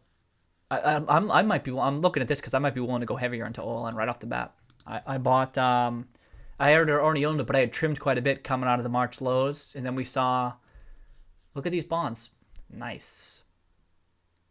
Boy, I mean, you see the shit I'm invested in. I don't see bonds trading at par that off.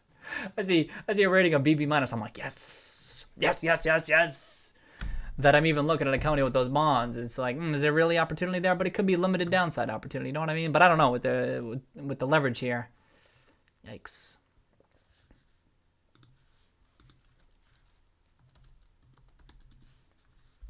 And his chart's looking interesting though.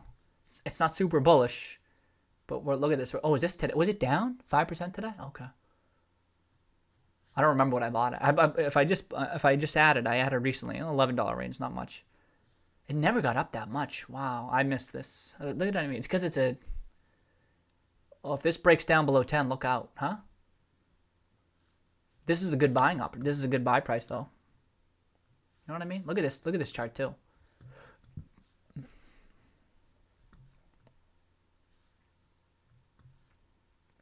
This chart looks like shit. There's no denying it. I think I'd read his, and I'm not going to read it now, but I'd read his. Does he have updated analysis? March 13th. I probably already read that. Does he get some comments? Sometimes I'll just look at their comments. The facts poster and say, oh, second quarter suggests buying the pullback. Yeah, he's been super bullish on it. It seems, I don't mean to knock him. He seemed overly bullish in ways, but when you read, sometimes you just read their analysis, and they're clearly clear-thinking people. I may disagree with their conclusions on stuff, and but it seems a little bit aggressively bullish. And I know it's not. I'm not saying that just because it seems like some of it's worked out against them, but it seemed like logical thinking. Real data showing big acceleration. Oh, this is a different company. Did you talk about three dominant players? That's more about Trinseo. Yeah, I just wanted to see if he said anything recent. Oh, his first comment there was from TSE and OLN should be up on the back of the increase in guidance. Oh, I don't know. Covestro. Is that a rail company? Glad you are in on Dow. Dow has been awesome. I'm just trying to check. It's just a quick pulse, see if he said anything recently about them. I'm not seeing too much. Okay, no worries. I can check his analysis again later. Probably the same thesis holds that I read earlier. That's all. But I do like these. What's the market cap? Sorry. 1.7. It's not bad. I kind of need something to be happening. That insider buying is good. That's right. They got the insider buying. I want something like to be happening. You know what I mean? Something that to get them out of this rut. Like someone getting involved or someone saying, we're going to cut the dividend. Like do something. Maybe they already cut the dividend. If they cut the dividend, we would have seen a huge sell-off. I just want to check. Sometimes I'll just check like the last 10 news releases that they have. There you go. Oh, I'm going to Command F dividend right here. This is, new leadership. Okay, that's something. Announced after an extensive search which commenced, the board of directors has selected Scott Sutton to succeed as president and CEO. Okay, new CEO. Okay, it's just getting started though. Mr. Fisher will become executive CEO and chairman to succeed. Oh, he's going to be the chairman. These chairmans are effective. Okay, new CEO. That's all I'm just getting a feel for. And then this. Net loss. Chairman President said second quarter for the decline year over year by 27%. Wow. Sales kind of reflects weaker customer. Yep. Compared to the first quarter. Can you see that? Okay, yeah. The epoxy business outlook, chlor-alkali business and vinyls. They have like a strong foothold in this industry. I forget if I think they might be the largest actually. Visibility around future demand continues to be limited, of course. During 2020, several initial refinancing of a portion of the high-cost bonds assumed during the 2015. Yep, okay. Refinancing, winding down the multi-year information technology. Okay, so some of this stuff sounds like it's going to take time. So people getting out, you know what I mean? Like, I'll come back in later. Vinyl chloride, multi-year. In addition to the 20, Olin expects to benefit in 2020 from lower maintenance turnaround. Segment reporting, blah, blah, blah. Cash and liquidity in the second quarter of 2020. Amended our $1.3 billion secured credit. This is one I'd like to check out their investor relations presentation too. Okay, when did they do this? During our second quarter. Oh, they issued debt during the second quarter. Shit. Issued $500 million of 9.5 senior notes due 2025. All right, that's actually a better interest rate than GameStop in a longer term time horizon. You know, it should be. But damn, 9.5%. Oh, for a company with a pretty good history, that kind of sucks. Has no mandatory debt repayments until August 2020. I like to see that. Cash balance. Declared a dividend of 20 cents. The dividend is paid. This will be congratulations. This will be the 375th consecutive quarterly. You see what I mean? We just predicted this. You know they're gonna. You know they're going to talk it up because they're like proud of this dividend. And I'm just like, who cares? No one cares. Some people care, I guess. It's like the management's reputation. If you founded the business, maybe. Is the Olin family, like, is that the family name and they're still... Otherwise, who cares? I mean, it's nice if you're crushing it, but your business isn't crushing it right now. So it could make sense to cut the dividend. That could be the right decision to make, maybe because maybe the optics aren't the best. Dumb. Whatever.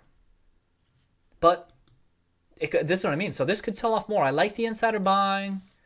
This is good, but I could see this selling off some more, and this could get even more attractive. You know what I mean? Imagine if it takes out these. Imagine if it takes out the 8. I don't know if it could take out the 8, but when you don't have much book value, you don't have much book value to hold to support it. You have negative tangible book value. How much the total debt that they have? $4.4 billion. Oh, this could sell off.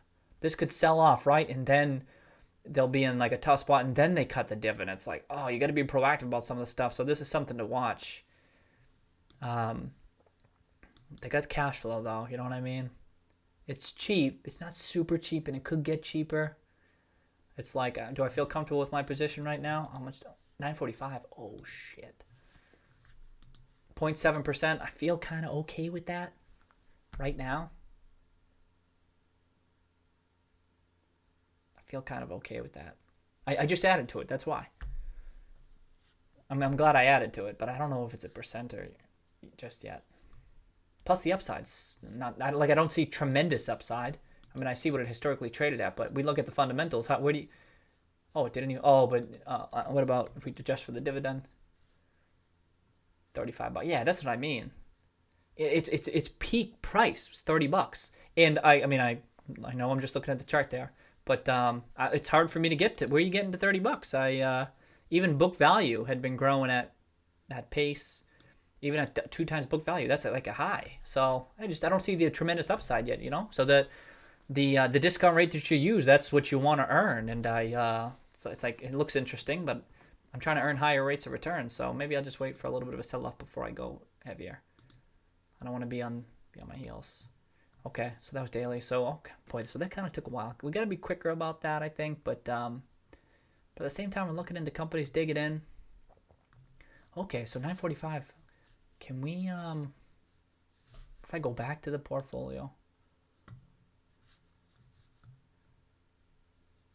and what if I get back to those charts? It'd be nice to finish up those charts if you don't mind. I think, do you remember what I was on? Wasn't I on like, oh, I don't remember what I was on. Was I on page 5?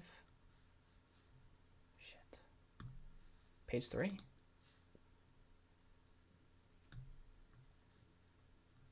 Oh, I don't remember.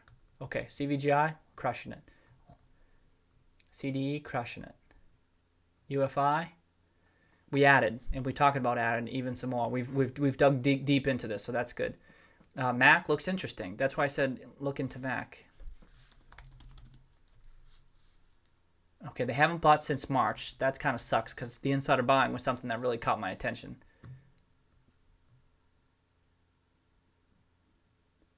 Mac 2, I don't know Robert Burzen's. I don't know his analysis.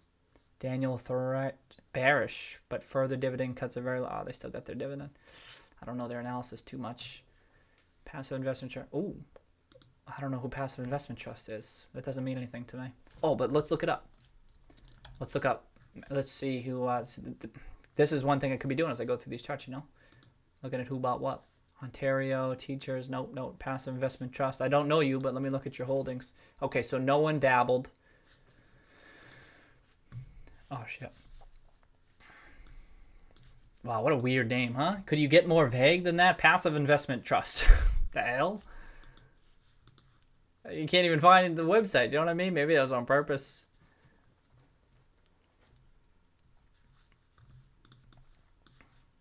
But this looks interesting. I'm going to write it again. I know I did.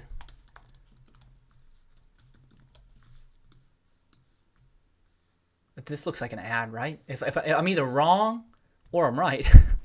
Really insightful comments, Mike. I'm either wrong or I'm right. You know what I mean? You feel me?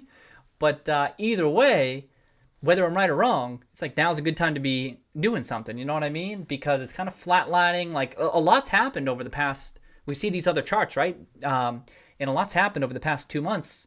A lot of things are up, but it's kind of flatlined, and you might say, all right, well, that doesn't bode well, because if things do come down, it'll come down too. That's a fair point. I don't have much of a counter argument to that, except I could just set a stop loss, and if everything does come down. But otherwise, maybe it's just taking them some time to get their shit together. You know what I mean?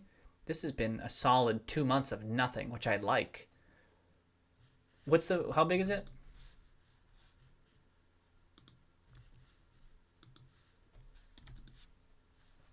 0.8%. It's not bad.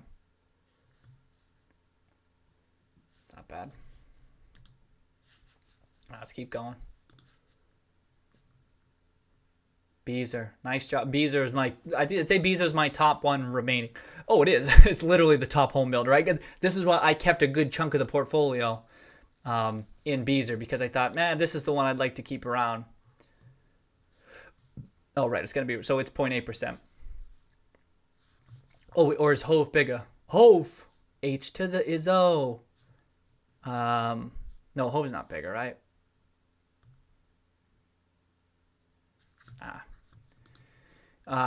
It's smaller, but yeah, this one, oh, this could be a good breakout. Okay, this is legit, because I could see it taking out these highs. Do I add? Oh, I've been trimming all these home builders. Would I add to this? You know what another one is? Wow. I don't know about that. I don't think I can add to this. New home. This one's not bad.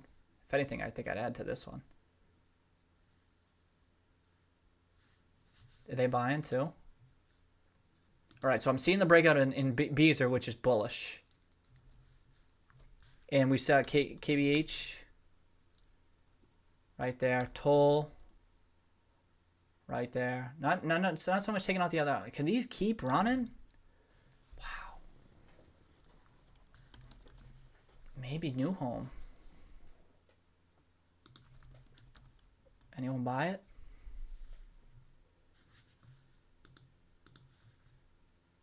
IHP Partners. 13. Did they buy 13? Oh, they added to their position. Who are they? That's kind of bullish.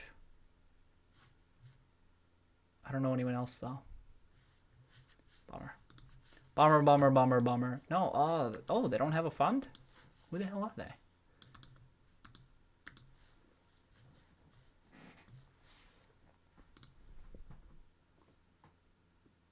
IHP strategy to help our partners achieve their investment goals. Oh, what are they doing? Look at this picture of the homes. What's your investment strategy? Oh, they're not like okay, interesting. They're like, all right, they're a different type of, interesting. They got a stake in the company for doing something with them. Oh, you know what? Sorry, I'm getting sidetracked here. But one thing I noticed I had typed into the ad hoc fundamental are the two companies that Bari had. Roic and Unit. Sorry, I just want to check these real quick. And I guess because we just looked at Mac just quickly. I didn't take a peek at the. We had typed them in and I didn't get time. Then I just forgot. You'll see me. I'll check off stuff, right? And then I'll just keep going. Then I'll forget to return to it. Okay, here we go. Roic market cap 1.4. Nice. So he's dealing in a small company. Revenue growth sick. I've never looked at this company before, so let's see. But I also this is real estate. This is a REIT. Okay, let's see. And I don't know the stock price chart either, so this will be good. I don't really know REIT numbers that well. You know what I mean? When I'm looking at these margins and these metrics, gross margin increasing. Net, solid net margin figures, 16, 18, 15. Oh, that's some fat net margin. I don't know what, this is what I mean. I don't know industry average net margin off the top of my head. It's something I'd have to check. Tangible book value. I feel like with a REIT and financials generally, book value is a good proxy for value. Had they been buying back shares? No, they've been issuing shares because they've been in growth mode. Makes sense. Look at how low revenues are. And then you see tangible book go from 9. Are they paying a dividend? They have to be. It's a REIT. Okay, so it goes from 12, 10. Kind of so stable. What is their earnings doing? They're growing. I mean, they have earnings, but they're not growing. Why? You know what I mean? Why isn't equity growing that much? What's up with that? If you got positive earnings and you're issuing shares, presumably above book value, no? Why is your book value flat? It's kind of weird, right? Oh, because they're paying the dividend, of course. Duh. So that makes sense. So that's why the book measured ROE takes that into account. You know what I mean? So you could have the earnings growth, but if you pay out the earnings, then you're not going to have you're not going to see the equity grow, right? Which is fine. That's perfectly fine. That's why the book measured ROE has to take into account that dividend, because otherwise a company gets penalized for paying a dividend. So that's why you see a lot of the purple and green, but it's kind of tailed off past couple of years. So maybe its growth has slowed down a little bit. Oh, you see it in the revenues. Growth has clearly slowed down past couple of years. All right, so earnings, so pretty decent. Low earnings though. Actually, I don't even know what the stock price is, right? So let's keep going. Simple free operating cash flow, positive operating cash flow is probably common among REITs, I would think. Simple free cash flow, you'd think it's going to be negative because it's growing, but positive right now, $1, which is close to operating cash flow. Do REITs have additional expenditures that don't fall under CapEx? Maybe, but even net cash flow, there you go. Net cash flow, $1. Ooh, that's nice. Net cash flow is nice. Now, Barry probably, yeah, I imagine Barry likes to see the net cash flow. For most companies, I don't think Maxar has some, which was why I was. It was funny that we both bought it because it was just straight thesis. All right, so book value $10. I mean, if net cash flow is accurate, I don't know what it is, but if we saw it was about $1 for free cash flow, that's what I'm seeing here. I gotta just keep scrolling down. I don't usually scroll down because I like to see everything in the number, but so long as I'm blocking shit, I should remember to keep scrolling down. All right, what would what would I value this at? I can't say that I would value it more than $15. I can't see it. Even with maybe if they have really strong revenue growth, but see how it's slowed down? I have no insight to like why did it slow down? If we were here, I wonder if the stock prices tracked this. You know what I mean? Kind of stumbled a bit, like not done much, because this looks really good, right? It's just like not that much, but maybe it picks back up again. But even if it picks back up again, it's hard to say. I mean, it's earning 40 cents. What's the dividend? So that's the thing. You can see $15 with the dividend. You're paying a dividend of 78 cents. I can get to 15 easily. I could even get to 20. The question is, how sustainable is that dividend? You know what I mean? I don't know. Okay, so that changes things because people are buying this. You're buying a REIT for the dividend. You're not buying it for much else. So with that in mind, it's from looking at this, I don't know how stable this dividend could be, but I can see more than 15 now with that dividend. See, I'll pull back a little bit, but I could a 20 max. I would say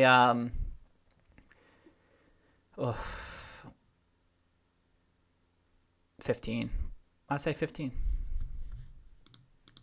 $12. Okay, that's not bad. Pretty good, huh? All right, let's see the actual chart though. Oh, that's pretty good.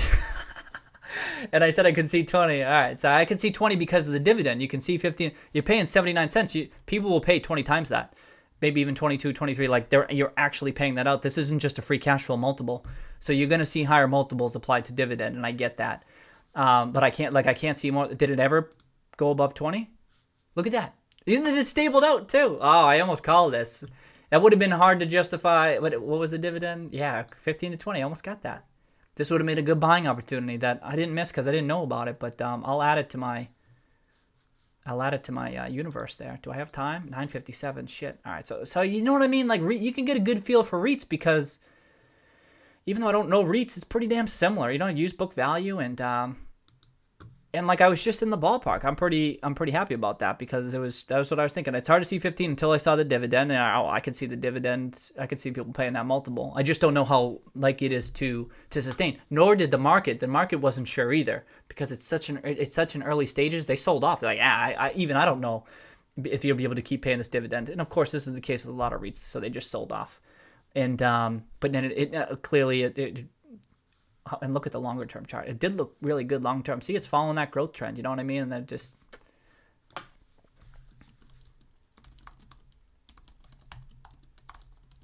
ROIC and unit. I'm gonna add those both. And then let's do. Do I have time for unit? Come on. Shit. Let's go. Let's go. Let's go. Let's go. Let's go. It's gonna be the same analysis. Like it's not attractive right now, but $5-6 it would be, and that's why you add it to the list, you track it, and then if it sells back again, you remember, all right, Barry bought this back in the day, and we thought fair value was like $15-20, and that's where it traded to, so that was a pretty good. All right, so look at this. Oh, negative tangible. This one's tougher, but pot is out of okay. So revenues rapidly growing, but kind of tapered off this year. Makes sense with this last quarter. Probably a huge sell-off. Gross margin dropping off, but fat gross margin. Specialized REITs. Is it? What is it like? Oh, I don't have. All right, forget the business. I'll just maybe is it a mall or something? Not that it matters. What was the other one? Just want to see what type of REIT it is. Retail opportunity. So were they self-managers that specialize in acquisition of grocery-anchored shopping centers? Oh, nice pick. Oh, nice pick. Grocery-anchored shopping centers. Nice pick. Grocery stores. Oh, I didn't think about that one. Good pick. I don't know REITs, but they're still shopping centers, but they're grocery-anchored. Nice one. I was going to say, you know what I mean? Like, REIT's tough, but if there's an angle, or there was a COVID angle, what was the other one? Unit? Unity! Oh, went over this one. Investment trust, mission critical communications infrastructure. Oh, these are good REITs. I don't even know these existed. You know what I mean? There's REITs for other stuff you kind of forget. Like there's didn't that paper company like Iron Mountain turn into a REIT too? Like there's not like you think REIT, you think real estate investment trust. Like there's other types of ways to play. This is like that's why it's a specialized sub industry. Ah, good play, huh? Nice job. All right, this is why it's good to look this up. I wouldn't even thought about that or to play the REIT angle for. I mean, wireless communications, right? Knowing nothing else about the company or the industry, but like, oh, I think that's interesting. Cool. Okay, let's keep, before we look at the chart. This is tough though, right? I have no idea. I don't know. Tangible book, very heavily leveraged. Revenue growing, $1 billion. That's good size, much bigger than the other company. Had some positive earnings, but huge loss, probably a write-off. And you could expect more. It's tough. But some simpler free cash flow, it's not paying a dividend. Oh, it's paying a dividend. It's a REIT. Come on. Kind of a fat dividend. Volatile though. Was paying 240, 130. All right, so oh shit, it's 10:01. Oh no! Oh, I gotta finish this. Hold on. All right. You see, if you see in free. Sorry. Silly if you can't see what I'm talking about. So I'm in simple free cash flow right here. About $1.50. But what matters here? These are REITs. So I mean, look at there is free cash flow here and there's net cash flow here. But the dividend was 240. Wow, 240, 130, 57. So it's dropping down. Damn. Oh, this is tough. I'm just gonna have to. I don't have tangible book value to back me up here, you know. But I'm gonna say. So it should be whatever multiple you apply to that dividend should be discounted because of the leverage. Could be huge growth opportunities too because of that. You know what I mean? It's tough to say for sure. What do you think? These ones are always tougher. Do I have EBITDA? EBITDA, $4. Okay, I'm gonna say wow. Remember, 240 max. So this stock price was definitely much higher than we just saw with ROIC because that's a fat dividend. I'm gonna say.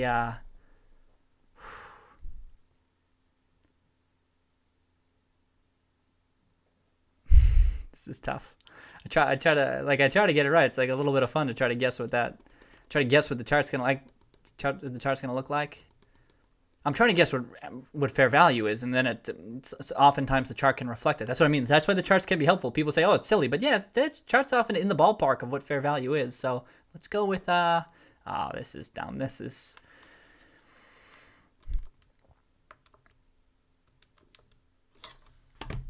I'm gonna go with. This is tough. 25? $10 right now. Let's see where it traded.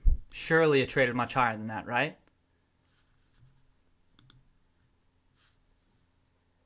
$20.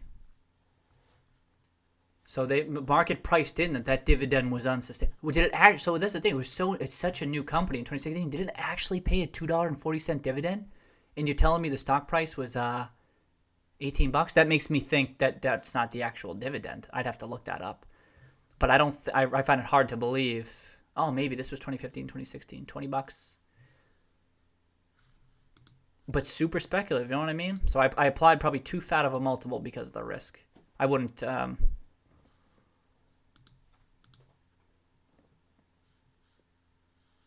Look at that dividend right there. You can't do that either. Yeah, okay. Should have adjusted it for that leverage just a little bit more. It's risky. It's risky. Can't do much with that. I don't know. I'm less intrigued by this one. Although I added for the that angle, that wireless communications angle. That's kind of interesting. Plus, look how low it got. That's cool. And it double dipped in late April. You didn't see that too much. It's only doubled, right? But okay. Now we got a couple of REITs back pocketed. Did he have any other REITs? Was Rogue the ticker? That's sick. Oh, that's a nice ticker. Oh shit, we're after 10. Oh no. Where's Cyan? What am I doing? Come on. I just did that to get me to Cyan.